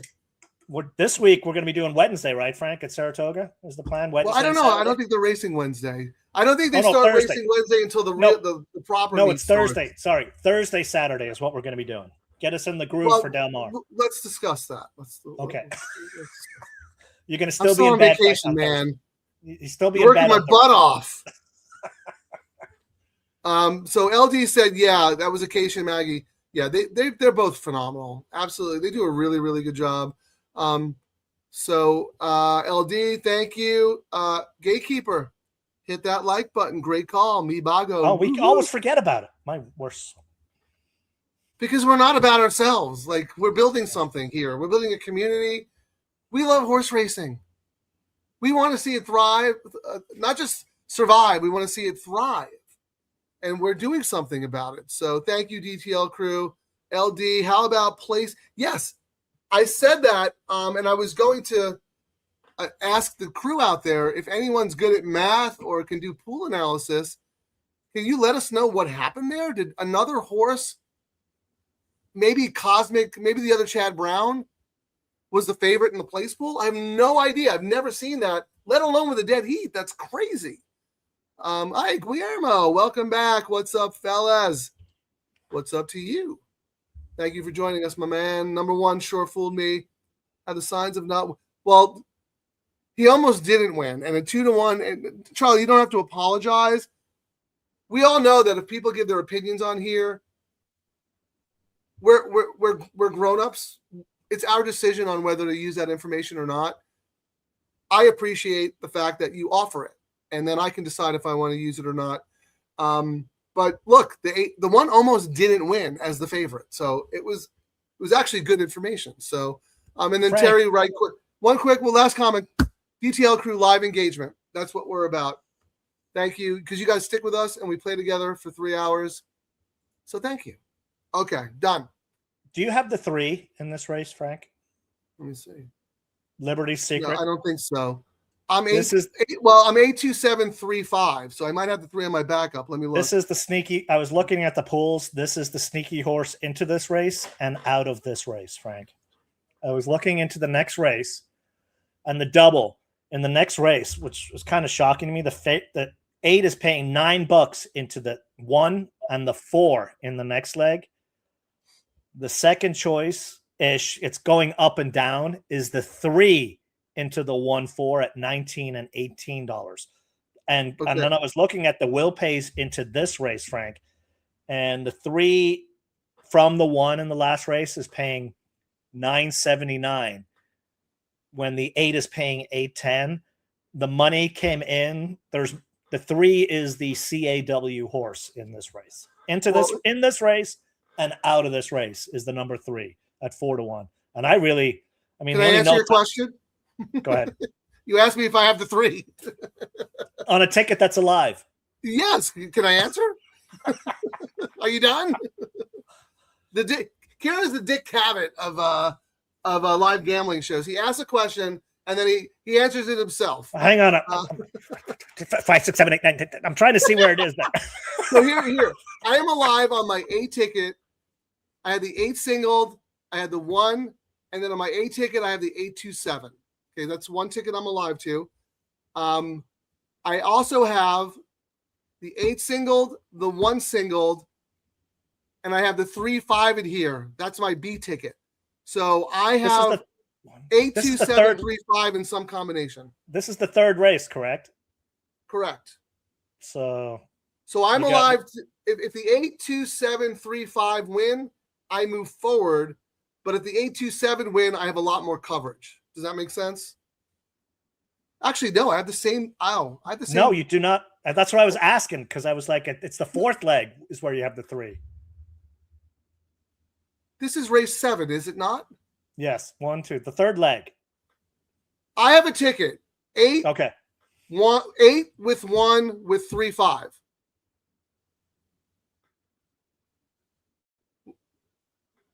What are you missing? Well, the 8 won the first leg, right? Correct. The 1 won the second leg, right? Yes. This is the 3rd leg, right? Yes. I have 3 5. Maybe it's on the. Oh, it's on the back. I'm sorry. Frank's novel continues on page 2. Yeah. Yes.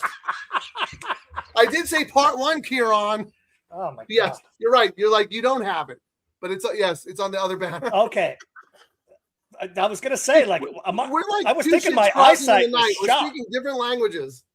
I was like my eyesight is shot. I'm like, what are you not getting? No, but you're right. So this was to be continued. But lucky for me, because my 2 A's won, I am alive to the 1 4 2 10 in leg 4 and the 8 3 2 and leg 5 on both my A ticket and my backup ticket. Well, this I'm 3 pretty good.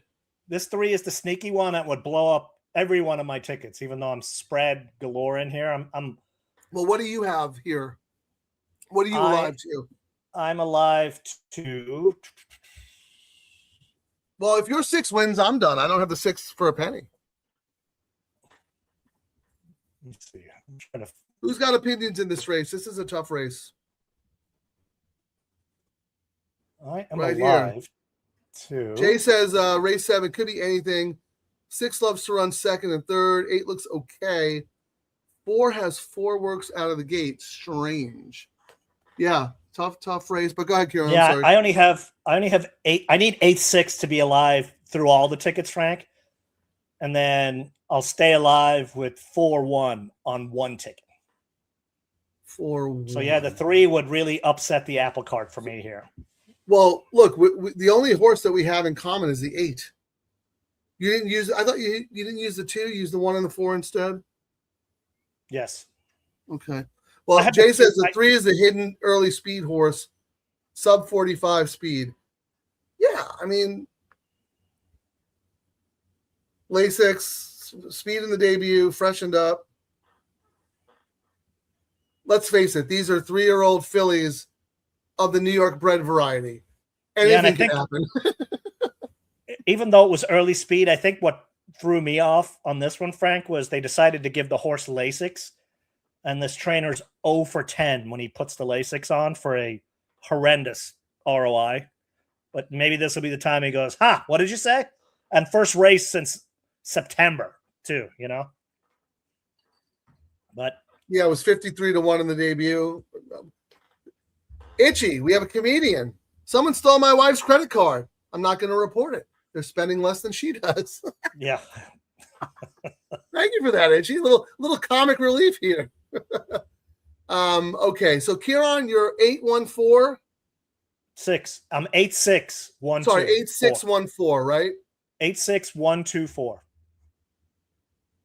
Oh, so you do have the 2 on the ticket. I have the 2 on like 3 tickets, and I've got the 1-4 on 1 ticket.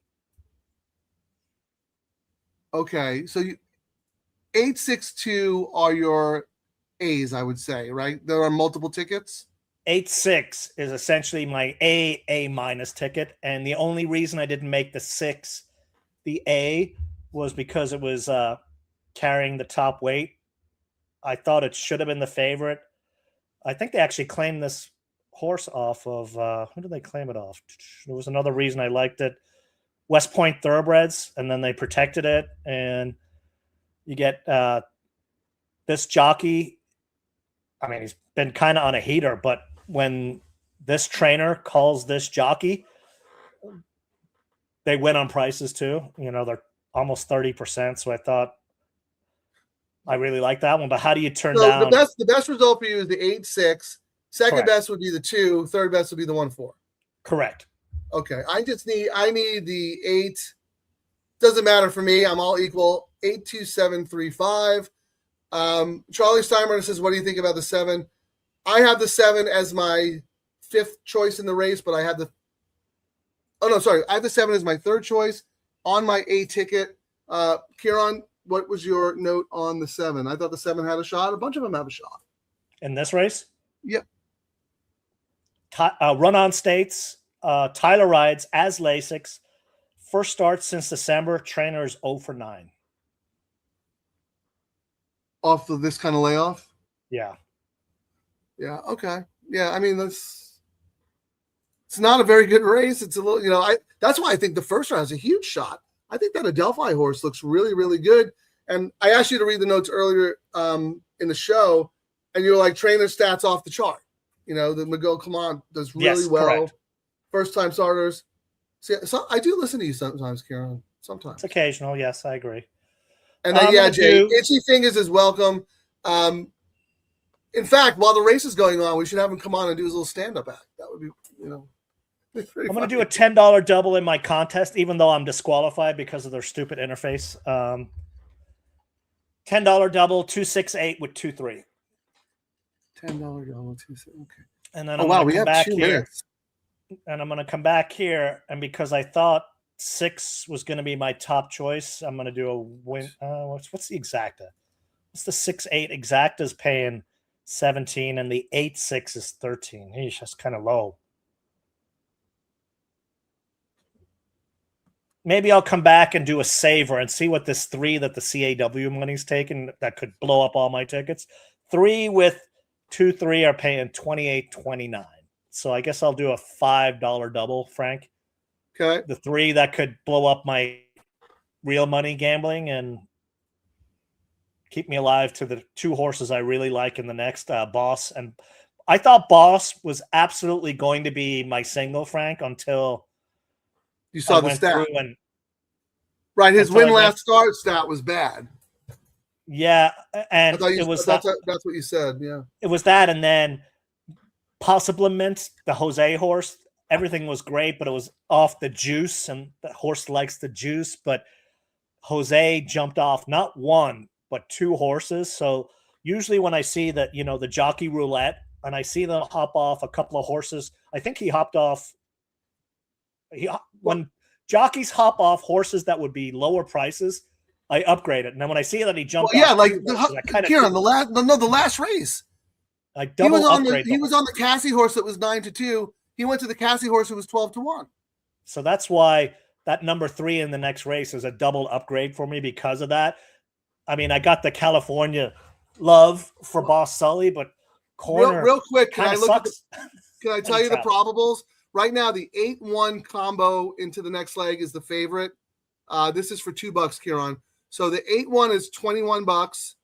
The 8-4 is $22. And then it's close between the 2 and your 3. Okay. So those are tight. And then I guess what would be the 5th choice is the 7 at 62. So it's really the 1 and the 4. And then the 2 and the 3 is like solid second choices. Okay. Co-second choices. It's very interesting. But those are all the live looking horses. I didn't come up with the 3, so I hope you're wrong. I will But look say at the tote now. Your 6 took all the early money and is now drifted up to 5-1. And the 8's come into 8-5. and the horse taking a crap load of money is the 3. Yeah. Oh, I have the 3. The next race, Frank, actually is one of those races. The favorite wins 36%. Really? Yeah, I was shocked myself. Yeah, I there mean, can't be. It's got to be a small sample size. Though. I don't think the 5.5 sample furlong size is. stakes race. Yeah, I don't think the sample size is huge. Let me scroll down and see what the sample size. Well, I'm going to tell you guys right now. I'm going to show my age. Back in the day when I used to go to Saratoga, 14 races. In the late 90s and the early 2000s, they didn't run turf sprints. No, Like Del Mar was the only place that ran turf sprints, and maybe now some you of the kind other of see smaller them. tracks. Yeah, Now they're everywhere. I actually But, I hey, like this is it. I like these turf sprints because I hate them.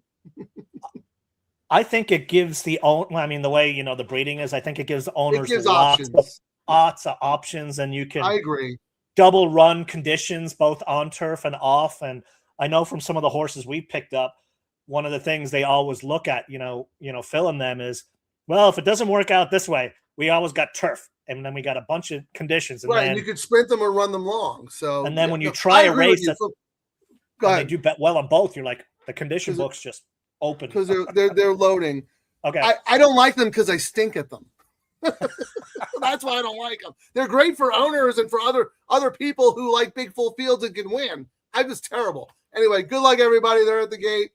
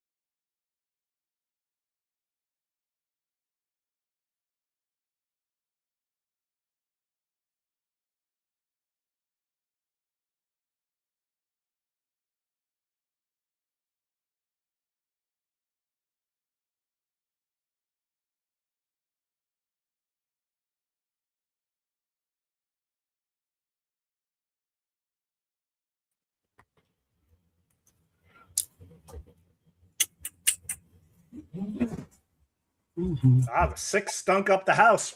But the 3, the sneaky money again, Frank. Wasn't sneaky to me. I had it. On page 2. That's why we do. But that's why we do what we do. Congratulations, congratulations. That horse won easy. Wow. Yes, very. I knew that. I don't know. Why would you bet the 6? The 6 is an absolute turd. Couldn't win It for wasn't 50. this race. Uh-huh. Couldn't win 50. That trainer does not win at Saratoga. The horse has a million chances. But I would at have bet least that he 6. didn't finish last like your top I would picks have bet on that Friday. 6 with your money. What'd you say? I said at least he didn't finish last like your top picks on Monday. Oh, I was awful on Friday. Awful. But one of my horses went down and the other one got almost put over the rail. But in the dirt races, I was terrible. I'm gonna switch sides.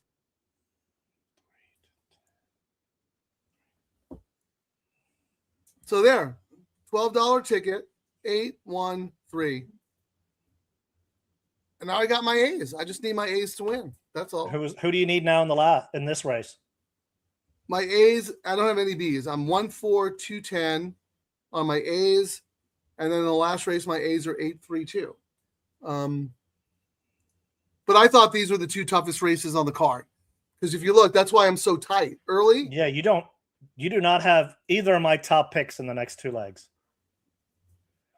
The 3 and the 4. the 4. Yeah, I have them on other tickets. Actually, no, I don't have the 3 at all. But I have the 4 on a B ticket, but that B ticket's cooked. So I'm only alive on that one ticket, but I mean, I'm 4x3. I think at least I'm in pretty good shape. But you're right. That was another example where they knew. They knew. Absolutely. They knew. always know. And at least I'm alive on a double now to my top choices here. The pivot double that I did. Right, because you followed the money, and that was very smart, and that's why we do the show. Yep. So I'm alive to 2-3 on my double here. 2-3. Well, we'll get to see what they pay once it's official. Well, they really do take a while, don't they? Yeah. Going into this one, the 2 was paying 44, and the 3 was paying. Oh no! Wait, I'm looking at the wrong one. 3 won this race. 3 into the 2, 21 and $24. Actually, Frank, that ended up the 3 ended up being the second choice on the double. No, third. Yeah, I'm not surprised, Karen. You found that money immediately. So that was the CAW money for sure. Yeah, into the next. I guess we'll see it when it comes live. Let's wait for it to be official because I'd love to see if they buried that in. I mean, I don't know if it was a pay leg for a pick 4 or something, but I'd love to see the money in the other pools on that 3. Yeah, because we're still learning where they hide the money, but so far the pick 5 is definitely a good barometer of where the money's being. Right. So that was race 8. I mean, maybe they do have a middle pick 5. I have no idea. And then we just don't go by the pick 5. We go by the pick 5. And then what they tend to do many times is if the first time you're watching us is then if it's paying lower, they might hammer a double a lot more. And if it's paying really high, they might spread a little bit more to cover. Because remember, they live on rebates, not being on right. They're okay betting $99 to win $100 because they get 10% rebate or whatever it is back. Yeah. They make more money than casinos. No, they like to bet 100 to win 99. Yeah.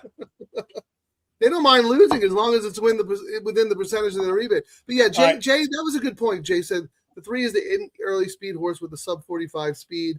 Didn't have to make the lead, just got a perfect stalking trip and outkicked the 8. But for a second there, Kieran, I think if today was Friday, I think the 5 would have held on. Oh yeah, it was absolutely. all speed on Friday. It got a lot more fair yesterday. It's more fair today, so I'm glad they at least did something about that. But Friday was egregiously speed biased.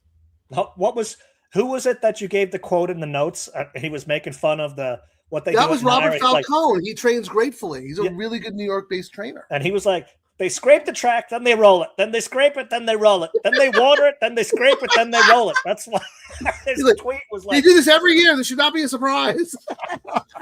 That was pretty he's like, funny. why do you think they're going so fast? It's because they're making it go fast. Like the joke used to be like Santa Anita would do that for Bob, you know, whenever he had the beasts back in the day, like they'd make Right. sure, like if Yeah, you they needed want them. fast times. I don't know. I've never once like cared if it was a fast time or not. You know what I mean? It's all Well, I about did the, with Gold it's not Phoenix. the just raw 'cause number. It's the the variable number. I just wanted the record. We were geared down. We would have beat the track record. That's crazy in that race. So, Yeah. you know, they need the bingo card with Gold Phoenix. The plan is not to run in the Eddie Reed unless Gold tells us he wants to run. It's all about the Del Mar handicap again. Well, that was the plan last year, right? And then he had like a little foot issue or something.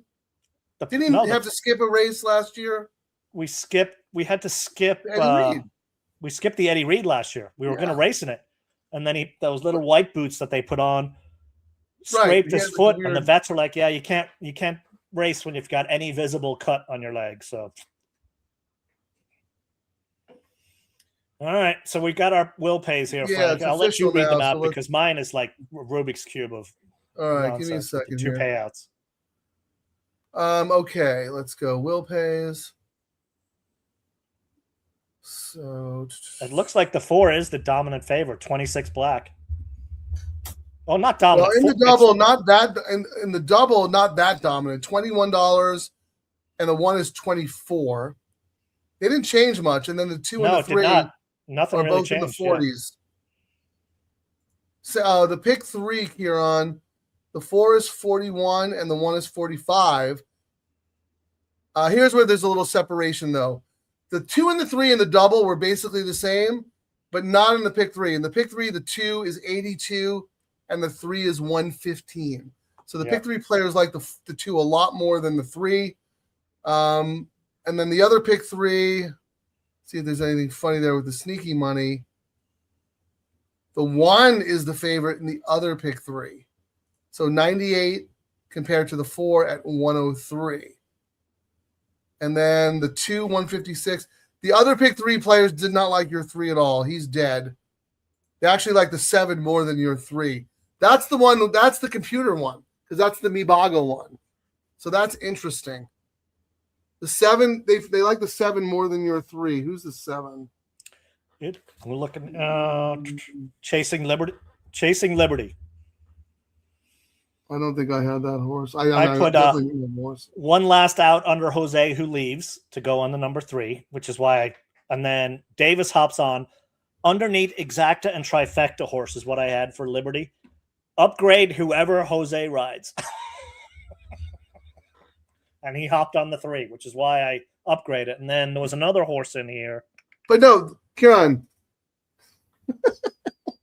What? Jose did not ride this horse last time. Irad did. Oh, geez. That's okay. Well, aren't they the same? Irad, by the way, is he in Churchill or something? Frank, isn't that essentially you saying, well, no, it was the left hand versus the right hand? Come on. Yeah, I mean, it's pretty much the same Especially thing. when they're in the But same race. Okay, you win this one. I win next. yes, so but technically that's not correct. So No, it's not. But he did But jump off. you would think Irad would be like, "Hey, Jose, ride this horse." He did jump off. Pratt's on the 10, right? We're in trouble. Yeah, I have the 10. I like the 10 a little bit.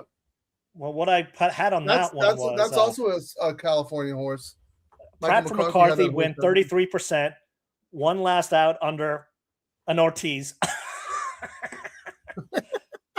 Another upgrade reason. And Ortiz. Like jockey and period Ortiz. And Ortiz. I got to check my notes. I got to pay more attention now. goodness. But it was an upgrade on his horse again. It was Jose who rode this one, correct? Or did I get that wrong as well? No, Irad rode the 10 last time. Ah, son of it. All right, whatever. I was busy trying to And make Ortiz the website. run. And Ortiz. Whatever. My eyes were blurred this morning. No coffee. But you know what? It is a good point. even though the facts are incorrect, but the point remains the same. If a Fake news. If a good jockey leaves a horse for Fake news. let me look at the imputed odds real quick on Optics. The Optics has the favorite 2.5, the 1 3.04, the 2 is the third choice, and then your 3 is the fourth choice. Yeah, you know what sucks about these two guys? One's an L and one's a freaking I. So when you look at it wrong, that's what I ended up doing. Right, and sometimes depending on the font, the L and the I look exactly the same. Yes, you know what I mean. Yep. Whatever. But you know how you can tell? The I is a junior. You'll see the junior after the name. I don't think it had IRAD. junior though. Junior's IRAD. It did not have the junior, which is why you know what I mean? You don't have the junior, really? I do not have the junior. The form has Ortiz, I period JR. I have Ortiz, I or an LJ with no junior. That's why I thought it was that, you know? And the font is probably the same where the I and the L look exactly the same. Oh, well. Let me look at the form has. For Jose, they have Ortiz, J, and then L. His middle name must start with an L. I guess it's Brisnet just doesn't show it like that. I don't know. Whatever. I guess I need to. It's like everything else. You get a speed figure from one, and somehow it's a totally different speed figure for another. John Blassie, the Gelding website is great. Thank you guys for everything you do. Looking forward to Del Mar. Hi to Tobias. Yeah, John, thank you. I saw earlier. I didn't get a chance to put it up, but that Brajol horse did scratch from the first leg. I know you said you love Brajol. Mm-hmm. I'm not the biggest fan. I mean, I don't mind it, but if I had other options, I would probably go with the other options. He was the third. But I love seeing Brajol anyway. So good. Thanks for joining us, man. And Tobias says hi back to you.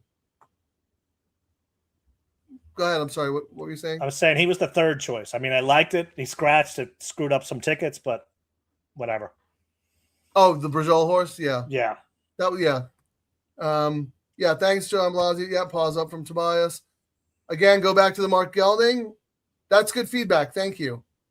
If anyone has any kind of feedback, suggestions, Mark, if you're still watching, we'll make sure you have the email thing all set up early next week. But anyone who has it went out to him. I checked. I know he's been having some trouble finding. You know, maybe it ends up in like a different folder. You know, how some Gmail has like promotions or social. No. I think he's listed on the Yahoo one. Okay. So we'll figure it out. But the point is, up until Del Mar starts, Kieran, right? It's open. The email is going to be open. But if you're a paid member, you can log into the site at any time and click on the dashboard and find all of the the bonus content and bells and whistles that we're setting up for our peeps. Oh, here's a question for you, Kieran. Do we have a date for Gold Phoenix's next race in Del Mar? He wants to make it down. Del Mar Handicap. August. Well, maybe the Eddie Reed, you said maybe. Maybe, but is that opening weekend? No, Eddie Reed is like when they do the 2-day tournament. So it's so week 2. 26th of July. So that's week 2, and then is the handicap closing weekend? The Del Mar Handicap is August 30th. So that's the plan right now probably, right? The plan right now is Del Mar Handicap only, but like the last race, the reason we raced in that last race was because after going to Churchill, he had to get a race in. He wanted to run. So it all depends on what he wants to do. If he wants to race, it'll be the Eddie Reed. If not, we're going for the record 5 in a row, Del Mar Handicap, which is the target every year. So if he wants to race, what does he call Mark Gelding? And then Mark Gelding tells Phil? I think or Phil bird lands on his head? I think what happens is, and you've seen the workouts where, we had Caesar go out there and we just wanted them to breeze, and Gold Phoenix hunted down other horses training, not even part of them. Kieran, isn't that funny? Because for most of his early career, he was kind of a lazy workhorse. He wouldn't even change leads. Wouldn't do nothing. And now he's like, oh, man, he can't wait to get out on the track now. He's like, oh, there's another horse. I'm going to go after him. He looked so good in that work before. It was the San Juan Capistrano, right? Yep. That he crushed. He looked so good in that work. And then the San Juan Capistrano, like arguably was like one of the best races he's ever run. And he's what, 8 years old? 8 years old. And even on that, I've been saying it for forever that he never looked so good, never trained so good. And you guys are like, come on, Kieran, he's 8 this year. I'm like, guys, you don't know, especially after that first race. I didn't say that. I watched the work. No, myself, other people. I was like, other people, and I was like, guys, you don't understand. And then Phil finally said it on one of the videos. He's like, yeah, he looks like he's a 4-year-old. I'm not kidding. I think he might be in the best form of his life. By far. He won that race at like 60%. He didn't have to try any harder. 1 3/4 and could have raced it back the next day. We got 12 minutes. Yeah, go ahead. I was going to say we got 12 minutes. I was looking for real quick though. Sorry, before we get off topic. So one of the races that we did earlier was the Kelso. I think Kelso might have been one of the other horses who won the same stakes race 4 years in a row, like Gold Phoenix, right? And Kelso is tied for 5 as well. Only Kelso has won 5. So we're looking to tie Kelso. Is that right? Kelso has won the same Kelso won the same graded stakes race 5 years in a row, right? Correct. And that's Gold Phoenix has 4. 4. So we're going for that. And we're also tied with Kelso for winning a graded stakes race 5 years in a row. There was 4 other horses that have done that in history. Kelso and really. So longevity. You don't see it anymore because everyone retires everyone. No, but you would think back in the day, like, hard thing some of those real hard knockers would have. That's actually a very, very impressive stat right there. Wow. So yeah, I want to look at Gold Phoenix handicap once he retires in 2 years. If they don't, then there's something wrong. I mean, you could call it the Gold Phoenix Del Mar handicap. If they don't want to change the name, at least have Gold Phoenix as part of the name. Correct. Because I mean, he's owned that. Right here. He won the Jockey Club. This is Kelso. Just humor me. This is fun. This is history. Jockey Club Gold Cup. 1960, 1961, 62, 63. That's the one he won 5 times, the Jockey Club Gold Cup. Okay. So that's it. And Gold Phoenix is on number 4 of the Del Mar handicap. He will tie Kelso's record of 5. I'm just saying because we're doing a show. This is only our second Saratoga show talking about Gold Phoenix, and it just so happens it's a Kelso Stakes today. So I think that's like a good energy thing. I agree. Yeah, I'll shut up now. Go ahead. I was going to ask you, Frank, do you have the 4 in the next leg? In the last race? Correct. No, I have 3 horses, just my A's, 8, 3, 12. My B's, though, were 13, 4. So I have the 4 as a B, one of my top B's. But I'm just 8, 3, 12. The 4 is the second choice. The 4 to the 4 is $19. The 4 to the 10 is 13. Yeah, the boring chalk. Wait. Who's favored, though? Who's favored? The 1 to the 1 is 17. The 1 to the 10 is 17. And the 1 to the 4 is 28. So right now, the 4 to the 10 is the chalk, Frank, at $13. And then the 1 to the 1 and the 1 to the 10 are the second choice. I don't have the 10 either. I don't have the 10. So let's just look here on. Let me just see real quick. Okay, right now the 4 is the favorite on the tote. Let's look at the probables with the 4 here going forward. I have 8. What did I say? 8, 3, 12. Can we start with those? So the 4 to the 8. $47. 4 to the 3. $34. 4 to the 12. 72. Okay. Who is the favorite there? The 10. Do you have the 10? I know the 10's not your top pick, but I had the 10 on 10. Well, my tickets are blown up. I didn't have it on. No, but your order, I thought you had the 4 of the best. I had in order, I went 4, 13, space, 1, 12, 10, 800 spaces, 3, 5. So neither of us really like the 10 all that much. Yet the favorite combo in the double is 4 with the 10. Interesting. Which is that doesn't really surprise me, you know. I mean, but the second choice is what is surprising me. The 4. The second choice is the 1 with the 1. No, I just want to stay on the 4 line. Okay, 4. The 4 in this leg, because I want to compare people who love the 4 here. I want to know who they're betting in the next leg. Number 4 is the second choice. The 10 and the 4. In the next leg, the 10 is paying 13, the 4 is paying 19, the 13 is paying 20, the 1 is paying 21. The second choice is number 4 in the next leg. Yeah, and that horse was 8-1 morning line, and that's the horse you like. So that horse is absolutely live. That was my possible single. Actually, it was a single on multiple tickets. I think it was half my tickets were singling to the 4. But I did say. Can I ask what your note was? Is? I'm going to have to modify it now. One of the Ortiz lands here. And Ortiz. And period Ortiz. And Ortiz. For a trainer, he is 4 of 7 for a huge ROI. Second power. Lost by a neck going 1 3/4 or 1 3/8 last out. And I think this race is 1.5 miles. Yes, Sharp works. Must use. Won't be this price. I mean, I made it my top pick, and I'm not shocked that. And to tell you what I thought about the 10,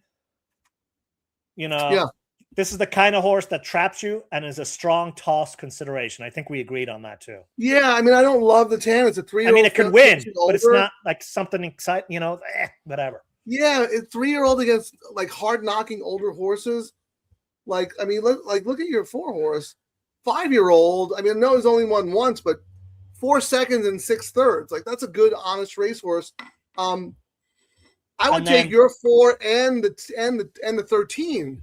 Yeah, the 13 will keep you alive because the 13 won 2 in a row under an Ortiz who left.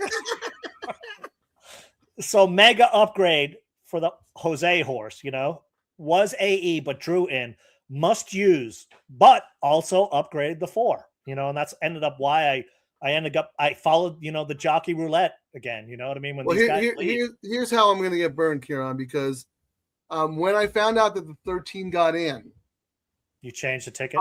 No, the very first ticket I had, my all A ticket, I went 8-3-2. I put the 13 on my all A ticket. I didn't put the 13 on my B ticket with my B in the race that was just run. So I'm only alive to the 8-3-2 on the B ticket. If the A ticket was alive, I'd have the 13. So you know what's going to happen. The 13 is going to win by a mile. No, it's going to be here's mine. This one up here, the first ticket, I just threw the 10 in because I was like, let me throw this horse in so it doesn't beat me. But I was like, look, 4-4-4. I was all about the 4, and then I did a spread, kind of spread, but I thought this was a race. If you said you are only allowed to bet one horse, Kieran, it's absolutely the 4. We talked about I'm 8-3-12-13, 4-5-1-10. I'm like you. I just threw the 10 in like reluctantly. And I threw it in because sometimes when I do those spread tickets, I'm like, well, the ticket's going to be 10. I'm tossing this thing, but the amount of times this guy blows up a ticket, I am doing spread tickets. I'll toss them in on this one and this one, and I'll have ammo for when we come back on Thursday. It's kind of the mindset there. Actually, I got to do a bet. I'm telling you what's going to happen. I'm going to be alive into the last. And the 13, who I put on my A ticket, but didn't put on the ticket that's alive, is going to win. But anyway, Guamer likes the 4 and the 13. That's both your horses, Kieran. Jay, 2, 3, 4 here. He likes your 3. 2, 8, 11. Who's the 11? Raced on Michael Maker. Notes, please. On who? Cue the notes. Which horse? 11. In the last race. Yeah. Scratched. The horse scratched. Oh, come on, Jay. Drink. Jay played. That's usually my mistake, and now I make sure to check 400 times so I don't have to listen to Franco. Yeah, Kieran doesn't do his homework. That is totally a Kieran move right there. Yeah. I've Are you learned sure, I don't do Kieran? it Maybe anymore. you're wrong. No, gravestone is scratched. Maybe he meant the 10. Jay, we need confirmation on that. That's very unlike you. So Frank, I'm thinking of doing a $10 double Yeah. here on my minimum contest. I don't know why I'm still spending money when I'm already DQ'd, Well, but yeah, but it's like good exercise, right? yeah. So I'm gonna do because I liked the 2-3 in here. I'm gonna do 2-3 into 4-13. So 2 into the 4 is 35. I'm getting it 10 times. 2 into 13 is 28. Okay. And then the 3 into the 4, 34, and the 3 into the 13, 40. So I'm okay with those pays. I'm already out of the contest. I'll get my juice that I paid whoever wins this contest. I'll get some of it back. Live to gamble next week. Well, here's my pivot. I'm taking the 1, 2, 4, 10, and I'm going to play a double to the 13 because I don't have the 13 on the ticket that's alive, but I did use the horse on my A ticket, so it'd be stupid not to do that. Can you just tell me real quick, Kieran, what's the lowest pay? 1, 2, 4, 10 to the 13. What's the lowest one? If you don't mind. One in the One double. is 22. 1 is 22. 2 is 29. And what was the other one? 4. 1, 2. Actually, you're 3 too. I'm gonna play. Come on. So 1, 2, 3, 4, 10 in this leg to the 13. 1, 13. So 22, 313. 22, 29, 34, 78. Wow. And 10. Okay. Well, and are those for 2 or 1? Those are all for $1, Frank, when I do it. Okay. Good. That's the way it should be. I mean, yeah. So what I'm doing here is I'm not. It's not really a pivot. This is actually a hedge, right? Because I use that horse on my A ticket, but don't have it on the backup ticket. So if my double doesn't hit, but my A pick, I'm going to hit the pick 5 if my A's win. But if the A's lose in the last race and the 13 wins, I'm going to feel sick. So I got to play the double. I just wish it was a $5 double, Kieran. I'm alive on a $5 double into the 2-3 here. I mean, it's paying $20, which is, but whatever. I'll take it. It's probably 2 drinks at Del Mar this summer. Well, yeah, I'm going to say it's like the muscle memory is going to take a little while to get back. Like this is what we used to do back in the day before the CAWs, but we didn't have to do it as like sometimes it feels like a homework assignment. Like we're like people don't realize the bets that you wanted to do because you knew the value wasn't going to change that much. But now it does, so you have to be really strategic. If there's a positive, and I'm not saying the CAWs are good or anything, but if there's a positive of all this nonsense, is it's forcing people back to the day when you were on track and you looked at the screen when it would do the probables, looking forward on the double. Yeah, you wrote them down. But it would always change right when you were doing it. Like, come on, 5 more seconds. Oh, right. Like, yeah, it's like three and like, oh man, I can't wait for the cycle. Yeah, but you only had to do it with like 5 minutes because you knew it wasn't going to change that much. And then you'd be about to do it, and then something would pop on the screen. Oh, the beer festival's over here. And you're like, I don't care about the beer festival. Give me my. Oh my god! And not only that, Kieran, but remember they used to have that like those 80 graphic screens that just had like the doubles cycling through, and it looked like you were watching like something from the 1970s, and you're writing, and then it changed. Anyway, they're at the gate. All right. What is best result for you here? 3? 2-3. 2-3. Okay. Well, I'll take the 2. That'd be good. All right. Good luck, everybody. Is it the Harvey Pack, right? Shout out to Harvey Pack. We'll talk about Harvey when we come back. Come back, Harvey Pack. All right. Good luck, everybody.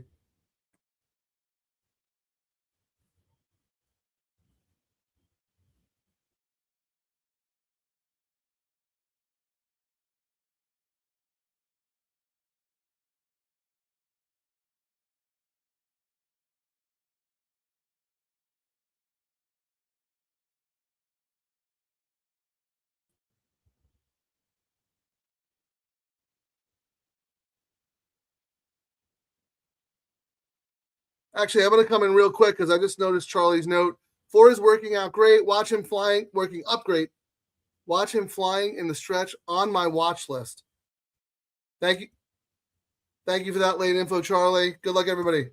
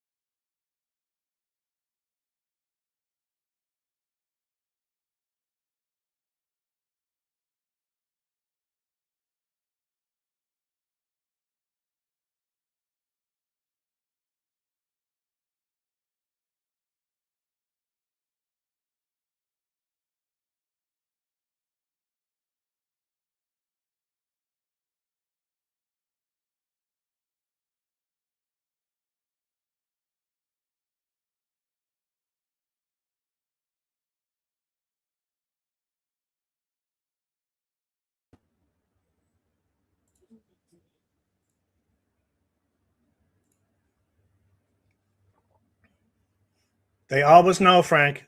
They always know. 8-5. When did that happen? Somehow the late money still comes in. I guess they can only do 4,000 bets in the last minute. Well, no, I mean maybe it was maybe I wasn't paying that much attention. No. But was nothing in the Will Pays that suggested that horse was going to go off at 8-5, right? No. Let me look real quick back at optics for that race. I mean, that horse crushed. You don't see horses win by that much in a turf sprint. No. Yeah, I mean, optics did have that horse going off as the favorite according to the double imputed odds, but not like that, like 2.5, not 8-5. Wow, that horse absolutely crushed. Yeah, these California horses are tossed going to back east, Frank. Like, yikes.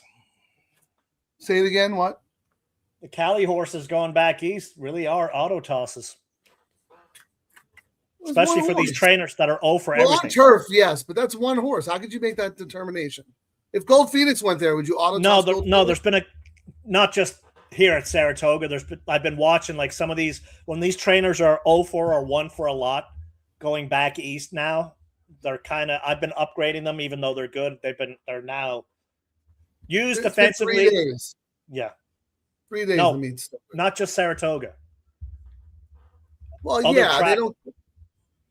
Okay. When they ship out to other places, I've been starting to notice, like, I've been ignoring some of these 0 for or 1 for a bunch of races. Now it's time to start paying to the 0 for or 1 for a bunch of races and not making them a top pick and downgrade. That's me talking out loud what I'm going to approach going forward. Well, simple as that. I'm with you. I got a little suckered on Boss Sully as well. You had said that when Coroner wins, he doesn't win his next start. And I think it was more sentimental. But look, we should know better. Yes. It's very rare for a turf horse from California to go to New York and win a turf race. Now, maybe the sprints are a little different because California speed is lethal. But that horse didn't even make the lead, But look, nobody, and I mean nobody was beating that horse today. That was crazy.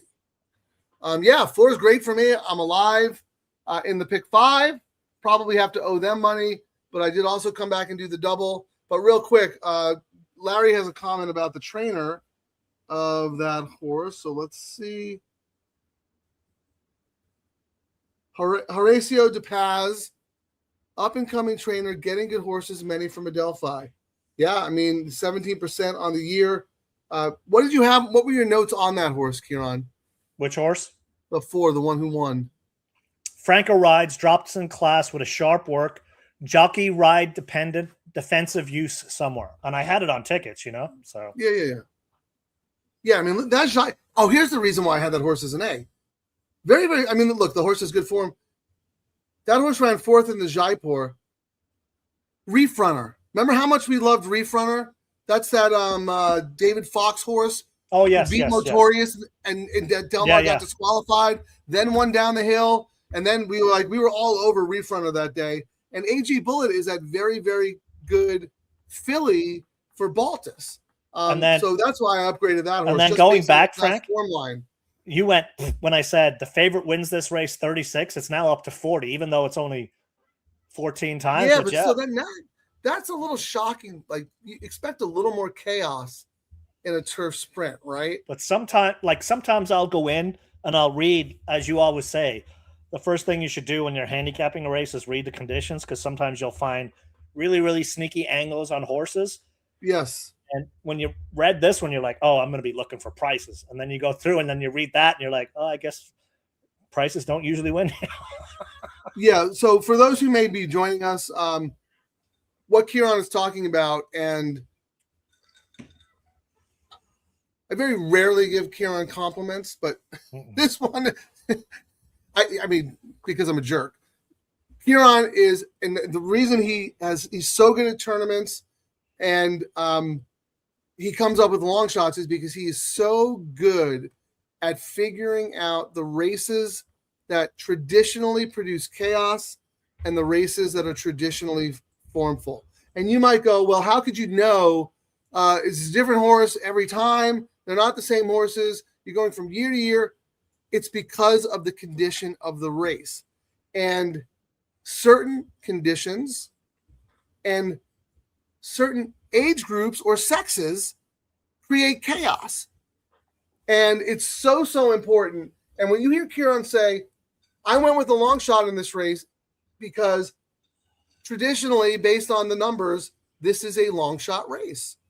And it's unbelievable information because look at this Go ahead. write-up, Frank. it's like one of your picks. It's like your pick 5 today. You're like 5 minutes in and you're still reading the conditions. You know what? When you get a chance, Kieran, go to the Kentucky Derby. It's like War and Peace. I actually took it and put it in ChatGPT and said, give me the breakdown on this. This was a bad example because it was a stakes race, but right. Some claimer races and some others, like just to give you an idea, last summer, Gold had that issue and we scratched out of the Eddie Reed, so we had to get a race in before the Del Mar handicap. And really, when you win a lot of graded races, you don't have a lot of opportunities because you can't get in because you win all the time. Right. And there's not a non-winner of 10 allowance race. And the racing secretaries will write races. And They that's will. why you always have to read what they write. Because, you'd be going, this horse should not be in this race. And then there'll be a criteria.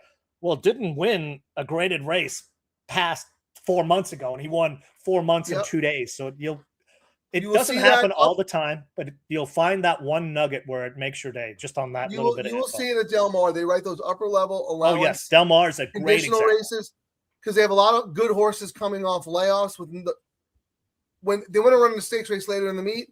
So you write the condition where it's like Kieran, exactly what Kieran said, has not won a race of the mile since June 25th, 2025.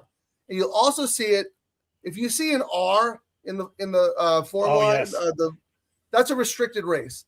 They write restricted races for horses, like Kieran said, haven't won a race or haven't won a graded stakes race or haven't won a graded stakes race at a mile, so they can get a race. So very clever. And then one more point, Kieran, because this was significant too. You remember we were doing Oaklawn, and I ended up on a horse who was getting 114 pounds, and I totally missed it. And without an apprentice. And you're like, well, I didn't even notice that. We went back and looked at the conditions, and it was like 5 pounds if you're a 3-year-old, 8 pounds if you haven't raced it. That condition flattered and favored that horse so much. And if that horse was on equal weights, the horse wouldn't have won. And when you're watching our Del Mar shows this summer, usually the first 2-3 weeks are phenomenal. And then there's kind of a lull because everyone's coming off some. That's when you'll especially start seeing. That's when you really, you got to read the conditions always, but that's when it really pays attention. Yeah. And then they introduced all those weird starter allowance conditions. It's like, had to race for 20,000. Who are you live to on the pick 5? 8-3-12, I think. Hold on.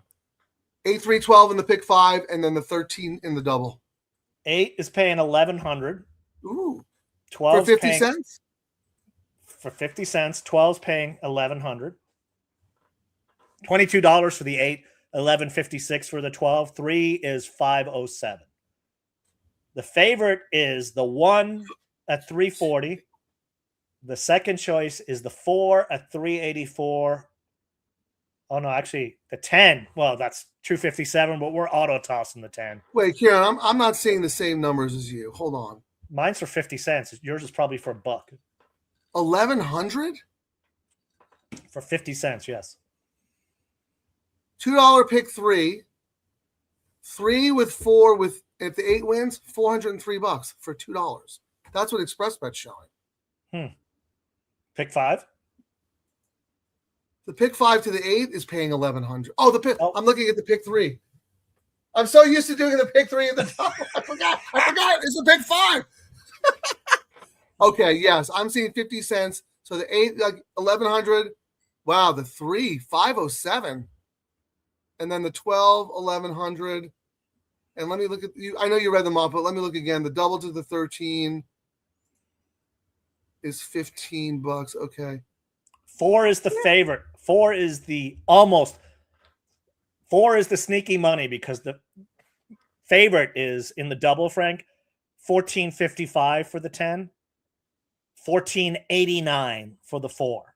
Then the 13 at 18.45. The 1 at 21, and then it starts. So in the double, the 4 is the sneaky money. Pick 3, the 10, $48. But I'm not. You know what I mean? Like a horse, a favorite. It should be. Yeah, it's a favorite.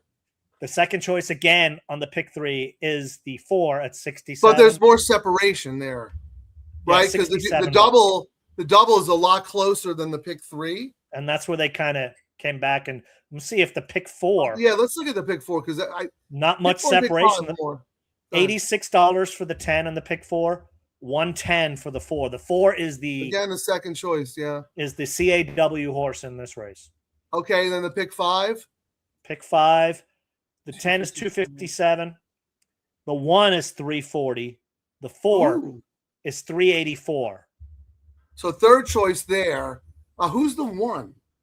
The 1 is Ms. Tonic, but the 1 is 4-1 morning line, so that doesn't surprise me for the pick 5. Yeah, it should be that. Yeah. Yes, it's that. The 4 actually, again, the 1 is kind of dead in the double compared to the 4. Correct. So the 4 is the live one, and the pick 6 is. Yeah, opens at 9-2. Yeah, I think that's about right. Yeah, it's not that I didn't dislike the 4. I just liked others a little more. That's all. This is a wide open race, man. How about Jerry? Wow, 3-1 on the tote. What about the pick 5 to the 13? Pick 5 to the 13 is paying $455. So 1, 2. Well, third choice, but not as much as your 4. But again, the 4 and the 13, the morning lines were way off, is what I thought they were. And I said the 10 was a trap horse and a toss for me, and it's kind of showing that. Aside from the early money, they came back and fixed their mistake on it. My mark on the 4 is a down arrow, which means more for underneath.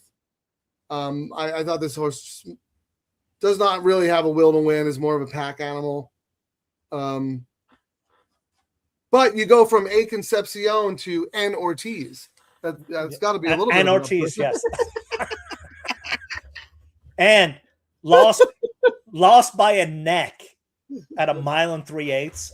And the key for me, Frank, was this trainer, when he calls on Jose, it's you're going to win, because they're 4 of 7, 186% ROI. But the key thing, you know what I mean? Like, and in this horse, when Jose's on for this trainer, they're first or second, more times first, never third. So the horse is either going to be first or second or not finish the race. Well, let me ask you something. You have your PPs in front of you. Can you go to Awfully Naughty, the 8 horse, right? Go to I know it was a long time ago, but go to the May 4th, 2024 race, the Charlie Whittingham at Santa Anita. You might remember that race. I do. Probably a trophy from that race. Gold Phoenix won that race. Awfully Naughty finished 4th, only a half length off. Lost fourth by a neck. It wasn't even a half length, Frank. It was a neck. Well, I guess it's a neck length to the third person, but to Gold, he was only half length off Gold Phoenix. I was probably never going to get to Gold Phoenix anyway, but I mean, this horse has so much back class. Look, I get it. Not the same horse. That was back in 2024. We're now here in 2026. And they have it in for it. They actually have this horse in for a tag. I don't think anyone's going to take it. Yeah, they have to, because it doesn't fit the condition. So you run it for the tag. But look, Joe Sharp claimed for 35, ran for 50 last time. That's actually a sneaky good race, because this horse was 12 lengths off at the first call through a modest pace, had no chance, and still ran and finished up really well.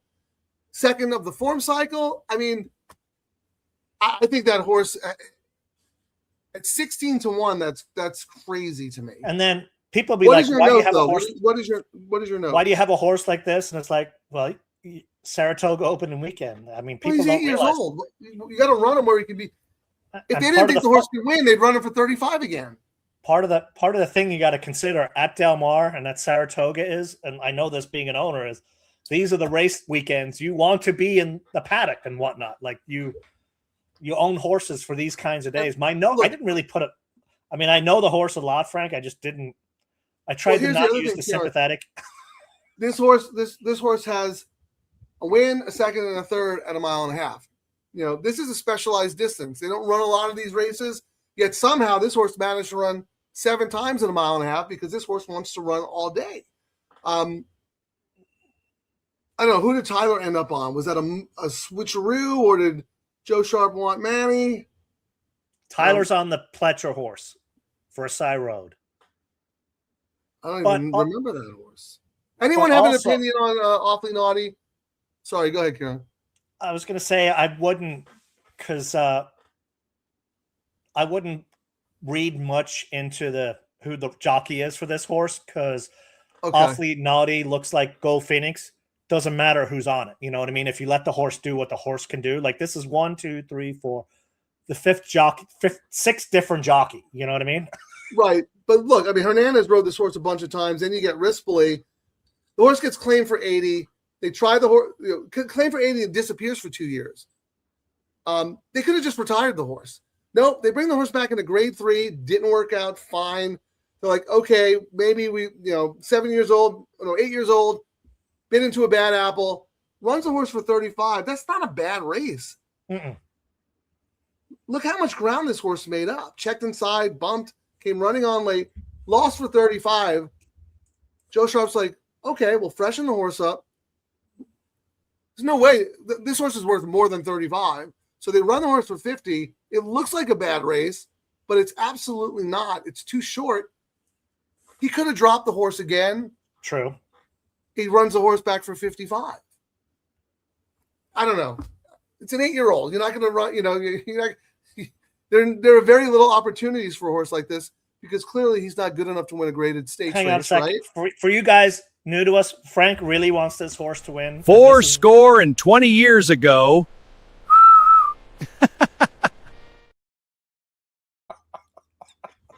I'm actually probably going to. When this horse wins, oh wow, Norrie just scored. Anyway, when this horse wins, Caroline's going to go, that's a big boost for Gold Phoenix. Gold Phoenix beat this horse 3 times. He doesn't need a boost. I can't believe I didn't use the horse. This horse was running with Gold Phoenix. I'm looking at exactas here, so I'm looking at my 413 and seeing what I'm going to do and if it's worth doing, et cetera, et cetera. 4/1, 4/. While you're doing that, I just want to acknowledge Larry's comment. DePass said on Fox, the 4 fires for him, odd breaks, and he wishes he had more horses like the 4. Oh, the 4 is a professional racehorse, and he's done a phenomenal job. I know they went really fast early, and it set up for his trip, but he's still crushed. I mean, that was a very impressive race. So, yeah, thanks for that info, LD. Appreciate it. At some point, let us know what you got going on when you're coming out to Del Mar, what horses to look out for. You got the Adelphi thing cooking. So, yeah, we appreciate that. How about this? Most horses are just 2 people in a horse costume. Pete and I used to say that all the time. It's like, if a horse looked really bad, really looks like 2 fat guys in a horse costume. Okay, here's another about DePaz. Trainers of the moment, takes off the winner, then comes back ready every year. Yeah, you got to give the horses the break. Be good to the horse will be good to you. Yep. So thank you for that. We'll definitely keep an eye on for him. And then of course, Jay playing his own drinking game. Host forgets what he bet. Drink. A 3-hour show with Kieran? You're gonna get wasted. He doesn't remember. He doesn't remember anything. He's the first one to tell you. I wake up in the morning and I go, "Oh, I bet $3,000 and I won 8." Yep. I don't remember it. All right, Frank. I'm gonna toss my money away. I'm gonna do 413 over 8 for $5. And then come back and do 8 over 413 on my exacta. So I'm going to spend my $40 in my tournament is what I'm going to do. Your pretend bye money. Your practice bye tournament. Money. Well, did you take any screenshots of what was happening with your stuff so we can show Jackson and get the kinks worked out? We can't, but I meant the first bet took it out of my live money, and the last 2 contests I've signed up for, even though I have the money to pay for the contest, it still forced me to freaking put it on a credit card for some reason, even though I have money. Oh, you had to pay for the contest. Even though I have money. You couldn't take it out of your account. You had to actually pay money. Twice now. Yeah, that's not good. And that is like, that's some, if they want me to keep playing contests, I don't want to have to go back and forth between bank accounts, you know? Sign up. You got to be able to sign up with your account balance if you want.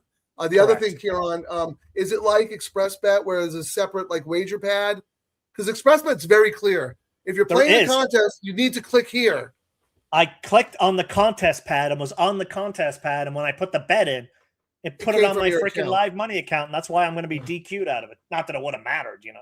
Right. No, but like that's a little bit of a problem, and if other people have that problem, I'm sure they're going to want to know about it. So, we're trying. We want them to beat the other account. You know, I mean, Jackson wasn't out there going. It's just he wasn't out there going. We had 500,000 entries, and they're like, "But you guys are 4,000 of them, so come on." And I say this being someone who helped them do their site, but then now they're like. Well, also we got to look at ExpressBet because they're probably going to run some Del Mar feeders. We got to look into that. We're going to be doing ExpressBet contests for our live shows on Thursdays, you know, going along with it. But yeah, there's going to be, from when I was talking to Tyler, he's going to have feeders every day, every race day that feed into the big tournament. So like, let me look today. Like, did they have a Saratoga tournament for a Del Mar feeder today? What did they have? Hold on.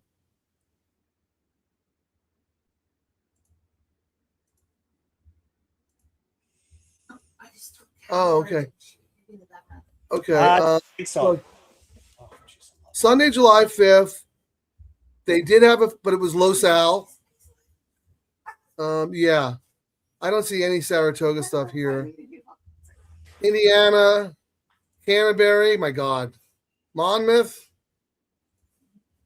Yeah. Oh, here's a Saratoga. I know they are doing stuff for Del Mar because he told us. Yeah, but Saratoga races aren't part of that. But here's one. Thursday, July 9th, they have a Saratoga feeder for the Saratoga Jim Dandy, which gives out BCBCs. Okay. So, yeah, there's some stuff cooking there. But right now, the only Del Mar thing they had today was you had to play Los Al. You know, how does that work out for us every year when we play Los Al? And we still go donate, but yeah. Right, it's basically a donation. We should be able to write that off as a charity. I 100%. No, but we like them over there, and they do a really nice job with the Vessels Club, and oh yeah, absolutely. Yeah, it's just the circuit is completely messed up. Los Al should probably be working with Emerald and Turf Paradise and have like a little circuit between them.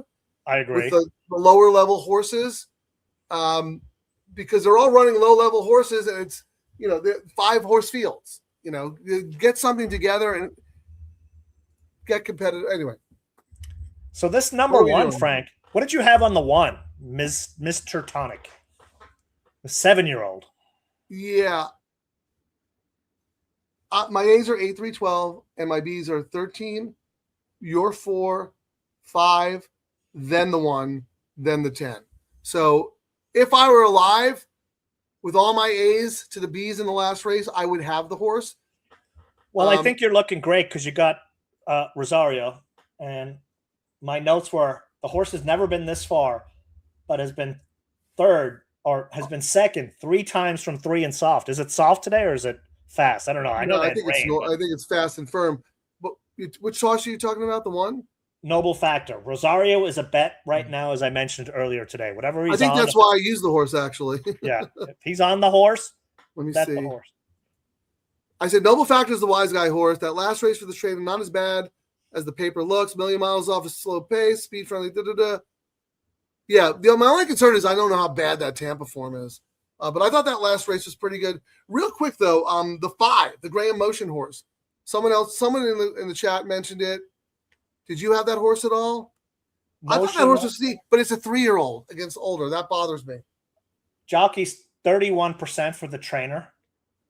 One of the Ortiz rode last time and left. And Ortiz. Which one? N. Okay. N period. N Ortiz. It was Irad, by the way. Okay. Yeah, Cat Ate My Form, good jockey trainer, doesn't like the post position. Is the 5 a bad post position?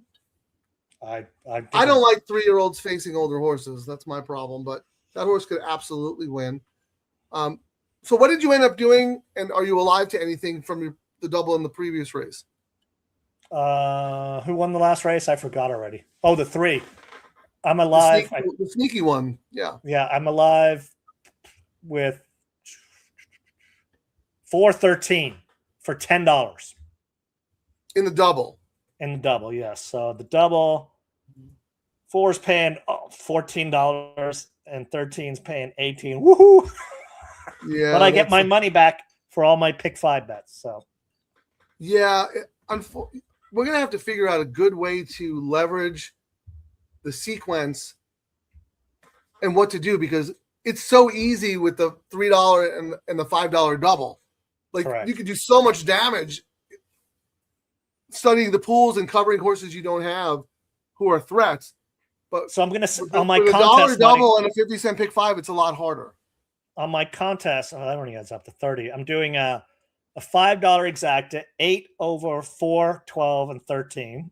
And then I'm coming back and doing a $5 exacta, 4, 8, 12, 13 over 8. So I'm waving bye to that money.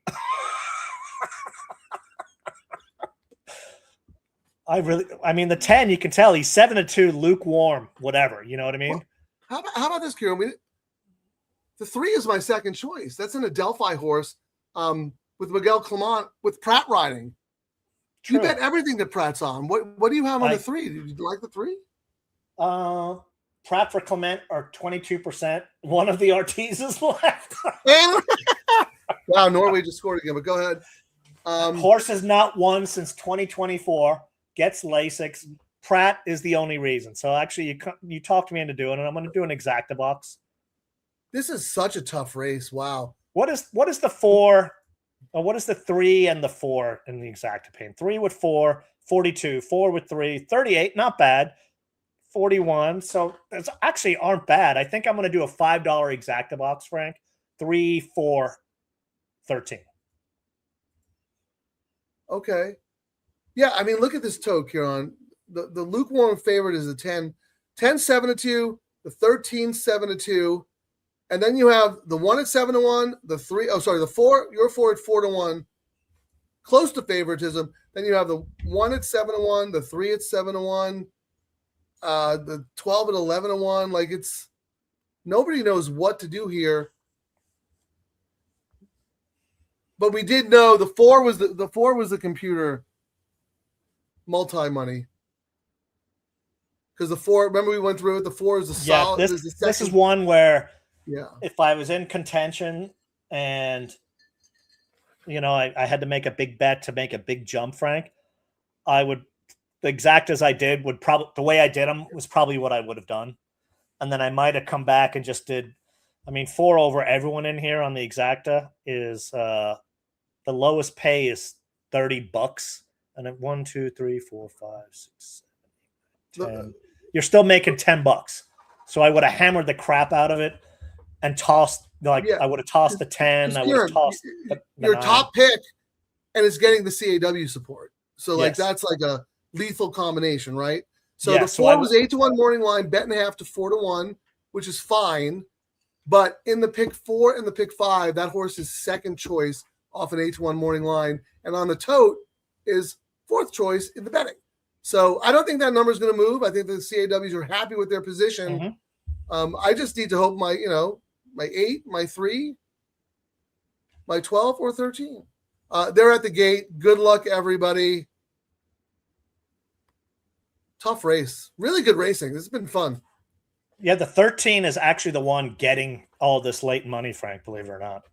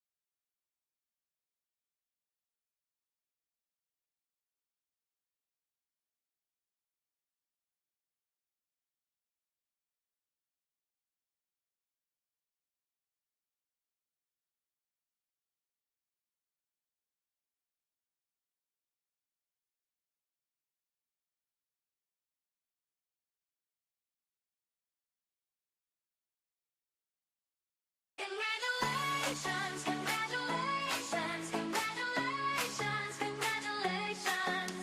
The journey's long, but you have won. Your brightest days have just begun. With every step you made it through, the world now celebrates. Yeah, enough of that crap. I can't listen to that anymore. Congratulations. Not too shabby, Frank. Did you have it in the double as well? Or just in No, the I didn't need to use it in the double because I had it in the big five. My double was to the 13 as my hedge because I had left it off the other ticket. What was Jose thinking going so fast? Like, did he think he could sneak away on the front? I was shocked by that early move. You thought it was? Oh no, I thought the pace was slow. That's why they all started to move early. I loved it because I thought I'm like, if no one gets to your four, the four's going to win by a mile. Because the then he I slowed thought that down. was a smart move actually, because he was going even 48. The mile was in 138. That's so slow.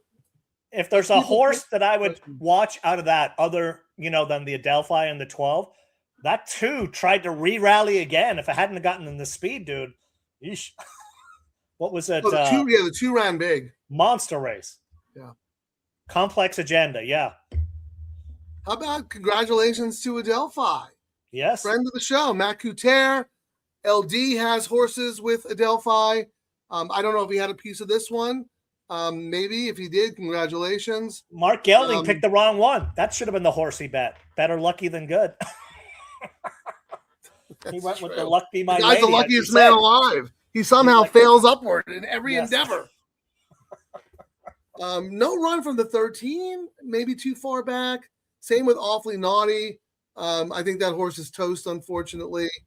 Yeah, that money went bye-bye. My other A, my long shot A, ran well too. 12, I thought Rosario's horse looked like it was really going to make a move, and then it did make them. It ran second. But a little, but had more than what it had. What do you mean? What? Had more? If he'd moved a little earlier, but I don't think he probably would have caught. Well, maybe. I don't know. We'll have to go back and watch the replay. But for a second there, I thought the 12 was going to catch Pratt. But when does Pratt empty out at the 16th? He always has something left, right? He is the best judge of pace. Even when he's off, he still judges it fantastic, I think. Well, the difference is the 2 paid 670. Well, it's not official yet, but it was 674. And the 12 was 1,100, so the 12 would have been better for me. But hey, congratulations! We gave out a pick 5, Kieran. Yep. We gave out a pick 5. We sniffed out horses. A lot of people watching right now. Shout out to the DTL crew. Shout out to anyone who is joining us for the first time. Yeah, my almost 4 out of 5 ticket on the you were really close. What was the leg that screwed you? Was the 3 in leg 4, the dirt horse? Yeah, the 3 screwed me in the. If 3 had come in, I would have had the pick 5. No, not the. I'm talking about the 3 in leg 4 that you didn't have at all, right? No, I did not. 26 black was on a different ticket on my ticket that spread that had both your horse and the 12 was the one that was like all about Boss Sully and possibly meant. So, but I mean, I had some prices. Wait, no, but you didn't have the third leg. You didn't have the 3 at all. Remember, you pivoted. I did not have the 3 at all. No, not it was on any ticket. Yeah, right. That was the leg. But you did have the 4 on some tickets in that leg, and then did you have the winner of the last, the 3? I had the winner of the last on one ticket. Yes. Okay. So once again, Kieran, you had the winners, but just different combinations. And then, I mean, we're still would have been a totally different story if we had like a $5 double and a $3 late pick 3. But we're trying to use what we've learned on those bets for this and still firing away on the wagers. But I mean, that's why I've started putting out as well these are all my horses in preference, blah, blah, blah. And these are the tickets I'm kind of doing. and you can probably shoot some holes, which I will when I review tomorrow on how I put my ticket together. But I still think I would not have made the pick 5 no matter what happened. Might have what? I would not have had it. I would have missed one leg. You would have missed the 3. Yes. You had all the winners in different combinations, but you still wouldn't have had, even if the combinations are correct, you still wouldn't have had. You had the 3. Yeah, now, that was the race where my ticket. That was like my 4th ticket, and that was A B A. Because I thought that New York bred maiden race was. I didn't like anyone. So I went with the 8, the 2, somebody else, and then the 3 and the 5. And during the show, Kieran was like, 3 is the only one I don't have. And the 3 is the CAW horse. So yeah, let's look at that. The CAW horse. Go ahead. I mean, that's why we adjust. I mean, right. But it's hard to when it's not a $5 double. Correct. Or a $3 pick 3. It's a lot harder to hedge or pivot at the lower denominations. Wait till you guys come. If you're new to our show now, wait till Del Mar starts, guys. We're going to be doing Saratoga shows too, but wait till Del Mar when we've got those high minimum $5 late doubles and $3 pick 3s. You'll see where the edge really comes in. Right. Looking at the pools. We couldn't really take money from these pools today because it's a $1 pick 3 and $1 doubles and all that. Yeah, when they're higher. Yeah, I'm saying when they're higher. The only thing that could have been done, Kieran, I think, was a win bet on Mibago. Yes, baby, and you did that, right? So I did that, yes, but it got diluted. Right, because you did with the favorite. You should have bet the place. So, did you get diluted on your pill? Did the dead heat save you on this ticket or hurt you? No, I didn't have Mibago for a penny. Okay, so I would have been out. Dead heat, Mibago had won the photo. I was saved you. Yes. Okay, I was wondering if you got diluted by half your money, but you actually it was good for you. Well, I did because it would have been nicer if it was just the one, but I got lucky that it was a dead heat. You know what I mean? So I can't complain about anything. And I'm actually liking Saratoga. I've been finding some prices. I still have not been able to connect on the pick 5, but my prices are coming in. 2 days. Like I've had on yourself, man. It's been 2 days. But I mean, I had a 23 to 1 yesterday. You could have made a lot of money yesterday. Yeah.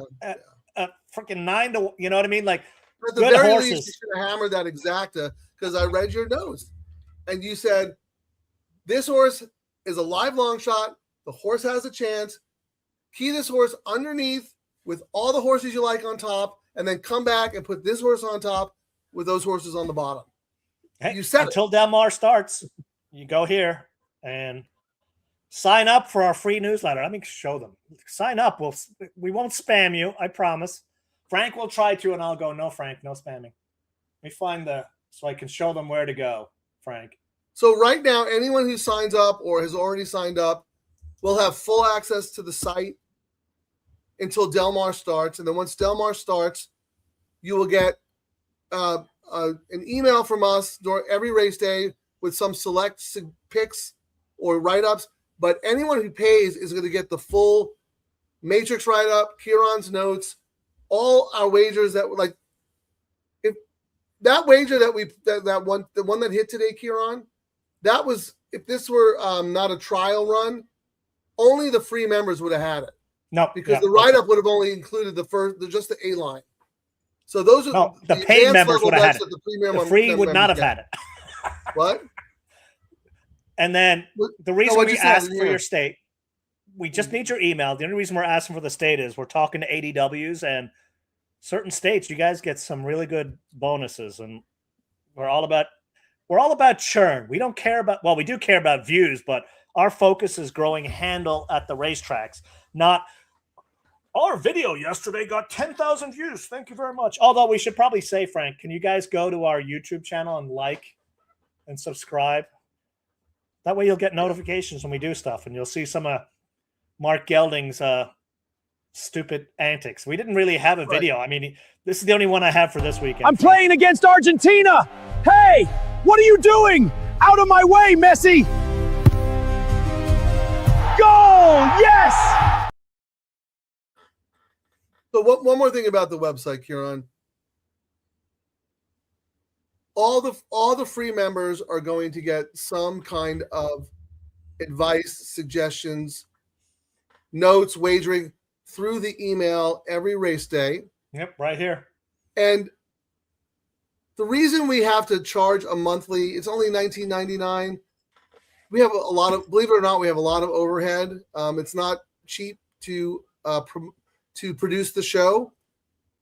And if you look at what we do, we write it up. You look at the matrix, you look at the potential. We work really, really hard. So we feel like it's worth the information that you're going to get way more than $19.99 a month. Put it that way, and that's what we do with everyone. So we're close to announcing a couple of sponsorship things, and we are absolutely going to blow it out of the park because we're going to crush Del Mar. And now we're expanding to the East Coast and Saratoga. And I want to thank everybody who tuned in today. The numbers are absolutely fantastic. I know the pick 5 was over 1 million because I heard Frank announce it. Yeah, so, he said it. He already said over 1 million. And if Frank wakes up from his coffin on, maybe we'll do a show this Thursday, but I know we're definitely doing one on Saturday. Is that the thing with Saratoga is when we do Del Mar, we know there's always going to be a show. Saratoga, it's like, well, let's look at the weather. Well, that's true. We could absolutely look at the weather. Before we go, Kieran, let me run through the crew comments. Not many, but we always love to recognize our peeps. John Blassie, congrats, Frank. I was lucky, not good, and had the $92 exacta in the last. There you go. Is that what it paid for $1? That's good. We have our own. I was going to say the second part of his thing. We're going to have our own stage at Del Mar. So the Double Trouble live stage. So. It's where when I do the seminar, the handicapping seminar on track, it's the grandstand entrance. It's called the Plaza de Mexico, where the big fountain is, and the simulcast area that I call Aqueduct at Del Mar, the dingy area. There's going to be a stage outside, and it's a cool setup. There's a really cool Kona Gold.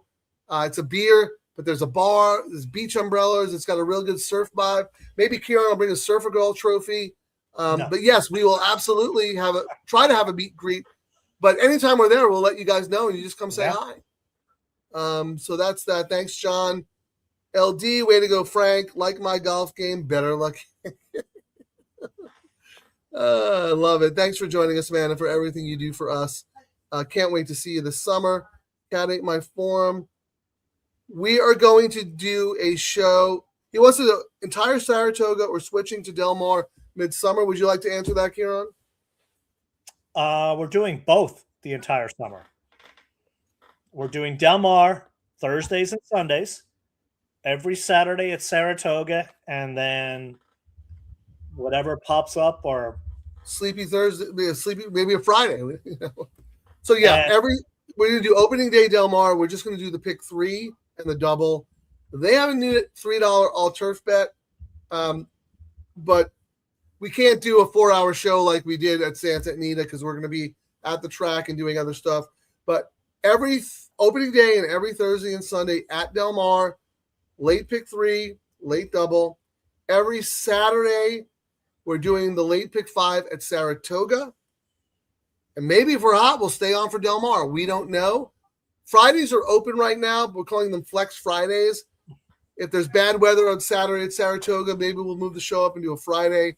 But yeah, you're going to see a lot of us this summer, and we're going to give you a lot of great information. And I know you guys are going to give it right back because this chat is so good, and it makes us better players. And also, another reason to sign up for the free newsletter, I know I'm going to do my notes for every day at Saratoga until Del Mar starts. So that's a bonus. You're going to get the late pick 5 every day just by signing up. Or maybe a value play or a long shot play. But even when we're not doing the show, we are going to give everybody some piece of information for every race day. And we're also going to do our premium content but it will be free to everyone until Del Mar starts. And then once Del Mar starts, you have to sign up for the content because I'm going to do a pick 3 matrix, an all turf matrix, a double matrix, maybe a pick 5 at Saratoga. We're going to give a lot of content out. And I have the matrix. Kieran has been desperately trying to come up with something clever for his. We need some likes on our show, Frank. They got to go to our Double Trouble Live and just like our video. Believe it or not, the algorithm likes it, and the more people we get on here, we're trying to prove a point to the tracks that the low takeout bets are bringing the average guys back. And as you've seen on the show, we use the CAWs to make money. I mean, I didn't get the pick 5, but we sniffed out the horses they were on live. And as they say, you follow the big money because they usually know. But if you follow the big money, you can make money as well. Don't discount that fact. Kieran, that was the sneakiest hidden money that we've seen since doing the show. That horse had no business being the solid second choice in the pick 5. Like, no business. That horse should have won. I mean, it's unbelievable how good that horse ran. So we'll try to edit that, put that out. Again, no knocks on any of the other handicapping content. We do a lot of it ourselves, guests on shows, all that stuff. And it's great. It gives people an idea of the horses that they want to consider. I never even considered Mibago. If Kieran did a show on Thursday, it said this is the lock of the century, is alone after the. Doesn't matter. I don't really care. I didn't like the horse about using. All he said was like, Frank, you know who the second choice is in the pick 5? The other Chad Brown. Yep. Pass the hat. Cruise to whatever. I would have picked 5 horses and still not have come up with that horse. And you're like, as you guys see, we do handicap. We write our notes, but you like that horse. That was your second choice. Many times these are our notes, and we come on and we go, yeah. We got to pivot. No, I think you were surprised because you were like, oh, the eight's my sneaky horse. Like that's my wise guy long shot horse. And then you're like, oh, second choice in the pick 5. So I think you were a little surprised that someone out there thought the same thing. Yeah. So that was awesome, guys. Thanks for the information. Yeah, I mean, and we end up hitting. We're gonna have a great summer, man. Like and subscribe, and then put your email in, and you'll know when the next show is. Or if you like and subscribe, you'll get the notification from YouTube. Yeah, you got to set up your alerts so you know anytime we do something. But opening day Del Mar every Thursday and Sunday at Del Mar, Saturdays at Saratoga. And if you guys have suggestions or, several people asked for us to do, a late Friday show or whatever the case may be, let us know. But please, definitely, at the very least, like and subscribe on YouTube. Sign up for our free content. So we want to grow this community. We already have a lot of people signed up, which is great. And if you value our opinion and want to play along with us during the show, you should probably do the monthly subscription because a lot of the stuff that we put out for that, Kieran, is a huge part of the show. So they complement each other. And, you don't want to be that person sitting in class going, oh, man, forgot to do my homework. And then you're just completely lost. And for the pick 5, I know my pick 5s need work with my spread stuff, but I give you my all in. These are all the horses I like. And as we talk a lot of times on our show, handicap the handicappers. And sometimes you'll go, hey, Frank and Kieran both like this horse. I didn't like it. I got to throw this horse in now. And it's crazy how many times that ends up making you some money. As we're both crying in the corner, you're like, yeah. No, I bet win money on Mibago because of everything we talked about. And if Mibago sticks his tongue out, I'm out of everything in the pick 5. But I bet I had the win money. It takes the sting out. I'd rather hit the pick 5, obviously. But the fact that you like the horse and the CAWs buried that money so no one would even know that they liked that horse. And you thought maybe the horse would come in on the win. I'm like, no, because that would tip their hand. If that horse was 7-2, people would be like, oh, I got to use this horse. We've actually seen that at Santa Anita where we're like, they're forcing a pick six carryover because they're going to lose money and they hammer a certain horse. And we could see in the pools where there's no way they're doing this to make sure there's a carryover. Right. Yeah. So look, right. Everyone, we agree. And when people complain about the CAWs, we're 100% right. It's just, it's not a good system right now. But at the same time, there are clues, and on this show, we can use their process to our advantage. Yep. But here's the thing.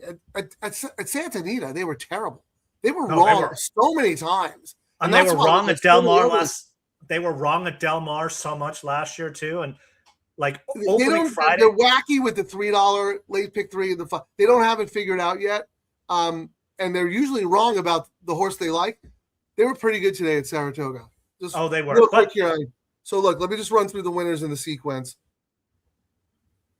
The Pratt, the big favorite in the first leg, no surprise to anyone. We had that horse singled 6 ways to Sunday. Second leg, yes, Zulu Kingdom, super obvious, but the surprise was Vibago. Yep. And I'll tell you right now, they lost a lot of money on that split. Yeah, that cost them money.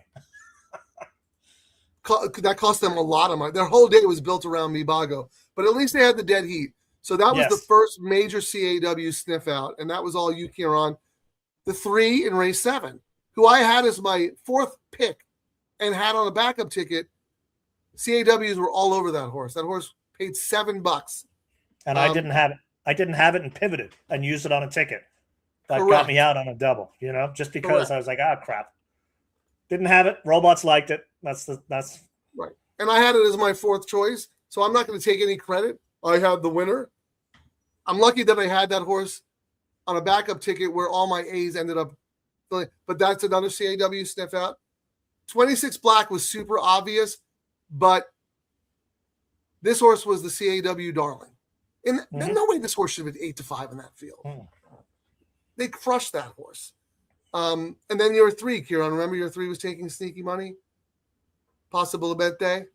Yep. That horse ran 3rd. The only horse that I don't think they sniffed out was the last race, because we didn't talk about that until the very end. And I had that horse as an A, but there was no sneaky money that I could tell. Nothing. No. All right. Because they were all over your 4. Remember, they were all over your 4. Okay. I think that's it. I'm really excited because I really feel like, Kieran, it was going to take a lot for us to kind of figure out the Saratoga stuff. No, I think we've got it already. I think today was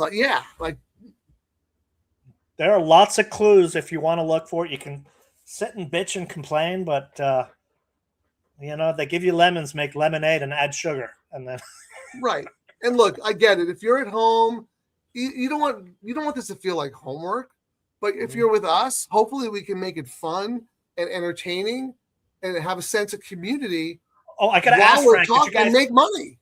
What? Did you guys hear anything in the background today? I had to wear this shirt for a reason. We had baked beans last night. I wasn't sure. So the fact that no one said anything, I guess the guys couldn't hear. I was gonna wear that. Get a shirt like that. I make them. Just like that. I was gonna wear the "Can I Be Frank?" because you named your column. What is that? Can I Be Frank or something? What is the name you came up with? I used to write a column called Frankly Speaking. It was a Del Mar diary. And it was a lot of work. I had fun doing it and people responded really well. So I'm not going to do that level of detail again. But now the new column is called Can I Be Frank? I was going to wear that shirt. It's always going to have the Matrix. And for premium subscribers, it's always going to have all my Matrix stuff. But it's also going to have track trends, like we talked about Robert Falcone about the speed bias on Friday. I'll cover track trends, speed biases. Maybe I'll pick a race that isn't part of the sequence and give out a value play or a long shot. So if you were familiar with Frankly Speaking, I'm going to do a modified version of that called Can I Be Frank? And it will always include all of my detailed Matrix stuff. So, And Kieran, if you I got guys- the Matrix and I got Can I Be Frank? What do you have? Kieran's notes, which is like, I looked at your thing and I was like, Frank wrote this on the toilet when he was taking a pee. It was like 4 words. And I'm like, I wrote notes on every What? horse. I'm being a smartass. 4 words? I just wrote about the horses that count. Maybe you should go back to the note. I How probably about should. Nope Notes? Nope Notes Um, by Kieran. For those Horses of you, I don't like who win. for those of you unfamiliar with what the Matrix is, this is what the Matrix is. What is the Matrix? It's when your A horse runs second, your B runs third, and your C horse wins at 50-1 and you still lose the ticket. I have a name for our betting strategy. Okay, I see. I think you should call it the matricide. You're out there murdering bankrolls faster than maiden claimers with gate issues. All right, we should let them go, Here's Frank. really or what- we'll- No. I have to stick up for myself. Oh my god. I want to see just so people know what they're getting. Look at that. Can I Be Frank? Modified Matrix. My write-ups for every race. I'm not doing horse by horse stuff because Kieran's like, Frank, you write War and Peace. And I'm like, oh my God, he must love this horse. Nope, X. So only specific stuff. And then at the very end of the column, one more page. There you go. And if you look, well, I think it's the 4th bet, $12. That's the one that hit. So there you go. You will always get a detailed matrix, but you'll also get some fun stuff too, because racing is supposed to be fun. I mean, our premise when we originally pitched this, people don't believe this is what the pitch was to Chris Merritt, Del Mar. What's your pitch, guys? And we were like, well, it's 2 buddies at the track drinking and talking smack as they live gamble. And he was like, I don't think this is a show, guys. And here we are a year later. So Because meanwhile, at the time, I was doing my best bet show where I had like Dylan Donnelly, John Doyle, and all Duke Mateo, all the elite players. And it was like a serious show. And Kieran wanted to do the exact opposite. And Chris was like, I don't think that's a show. And then once these bets came out, the low takeout, we're like, well, we should go live and do a show and drink and talk smack. And then gamble. Chris was like, yeah, that is a show. It really is a show. And live gamble and move the pools. The handle at Santa Anita. I mean, horse racing media is, I don't know what to say. There was a pool, the Santa Anita 3 bets in this Hollywood meet were up $2.5 million. You would think there'd be 50 articles about it. 0 articles. Nothing. Broke records, Kieran. Broke records. Facts Records. been around since 1937. It broke records. And Del Mar will do over $500,000 in these. Like, if you're not looking at Del Mar this summer, Del Mar is going to do $500,000 plus pools in the pick 3. Well, They're going to here's do the thing. pick 4 numbers in the pick 3 this summer. Santa Anita wanted to bury it because they don't make a lot of money on the 15%. You will make a lot of money if you support it and grow that pool to $1 million, which is what we can do because horse players are out there. At least Del Mar's a nonprofit, so they don't have to worry about their bottom line as much. So, yeah, And increase handle, do it. we And beat they're our gonna head support against the us. wall. My handle has never been. My handle is. I was done. I was playing contests for a living versus gambling live. I've played the contest now, but now I'm live gambling again more than I ever have. Here's the thing about Del Mar, Kieran, and this was very important to us because they were just like, yeah, well, just do what you did last year. That's great. We were adamant about getting the horse player message out there. Mhm. So we're now going to have an ad in the program talking about the low takeout wagers. We're going to coordinate with their social media person to do a little campaign. Thank you, horse players. This is the best bet in racing. Every marketing item that goes out from a racetrack does not appeal to horse players or gambling. They're great at what they do. How is there not a VP of marketing for horse players?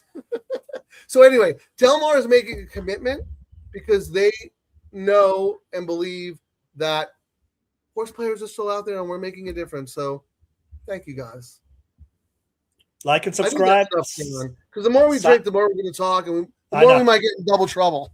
Like and subscribe. Sign up for the newsletter. You'll get our picks, and you'll find out when the next show is. It could be Thursday if Frank rolls out of his coffin, and weather depending. But definitely Saturday, correct, Frank? Well, why not Sunday? I don't know. We'll have to Maybe see. it might be Sunday too. That's true. I kind of like the Sunday shows, like Get out of the weekend. on a high note, and we Get get out a of the lot of weekend.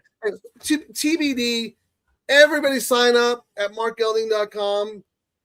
You'll get all the skinny on when we're doing the shows and all that stuff. And please like and subscribe on YouTube, because there are still entities out there who don't understand that engagement and click-through rate and audience average view duration is the real info. They're still hung up on views and subscribers and all the stuff that you could buy. You can't buy what we're doing. And DTL Crew, thank you for that, because there are some very smart people now that we've been talking to who understand it. They absolutely understand it. Enjoy the rest of the weekend. We'll see you guys next week. Get out, get up, get paid.